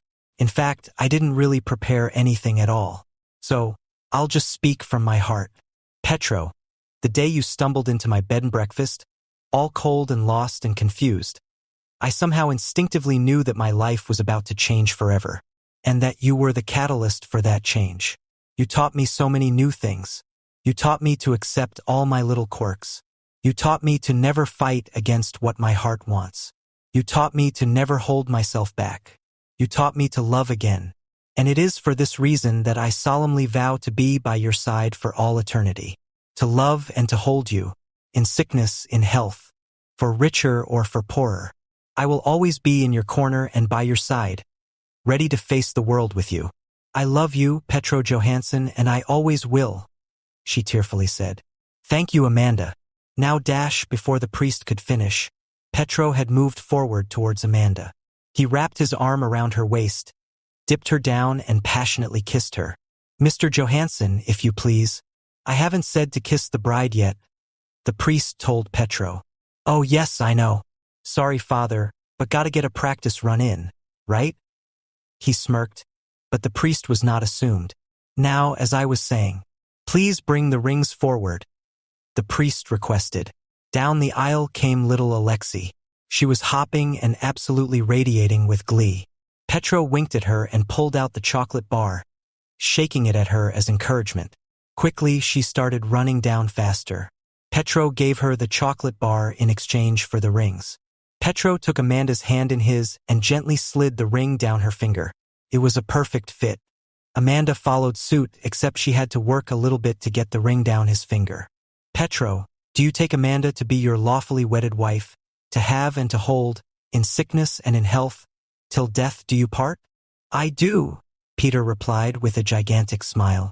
Amanda, do you take Petro to be your lawfully wedded husband, to have and to hold, in sickness and in health, till death do you part? I do, she tearfully answered. Very well.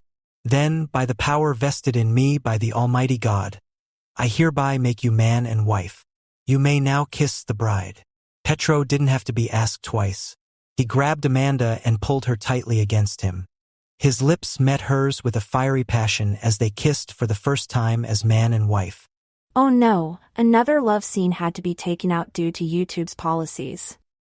If you haven't already, join the Romance Audiobook Insiders for free to learn how to get love scenes in future. Link to join is in the description. Pause this and do that. It's okay, I'll wait. Signed up for free? Good, now back to the story. Isn't that what I just did, Amanda giggled and lifted his head up to kiss him. Petro kissed her softly and then just stared at her. What? Is there something on my face? Huh? She asked jokingly. No, I'm just thinking about how much I love you, he told her softly. And I love you even more, Petro. From now until forever. She smiled up at him. In that moment, both felt so content. Both felt so happy. For once in their lives, everything was perfect. Everything had fallen into place. The future was now a destination they were eager to get to, because it was now a future they would share together. Mr. Petro Michael Johansson and Mrs. Amanda Douglas Johansson. The world finally laid bare in front of them, and their path was their own to choose. The end. If you want more BWWM romances like this, please, my love, be sure to subscribe to the Romancely YouTube channel. I look forward to spending more time with you.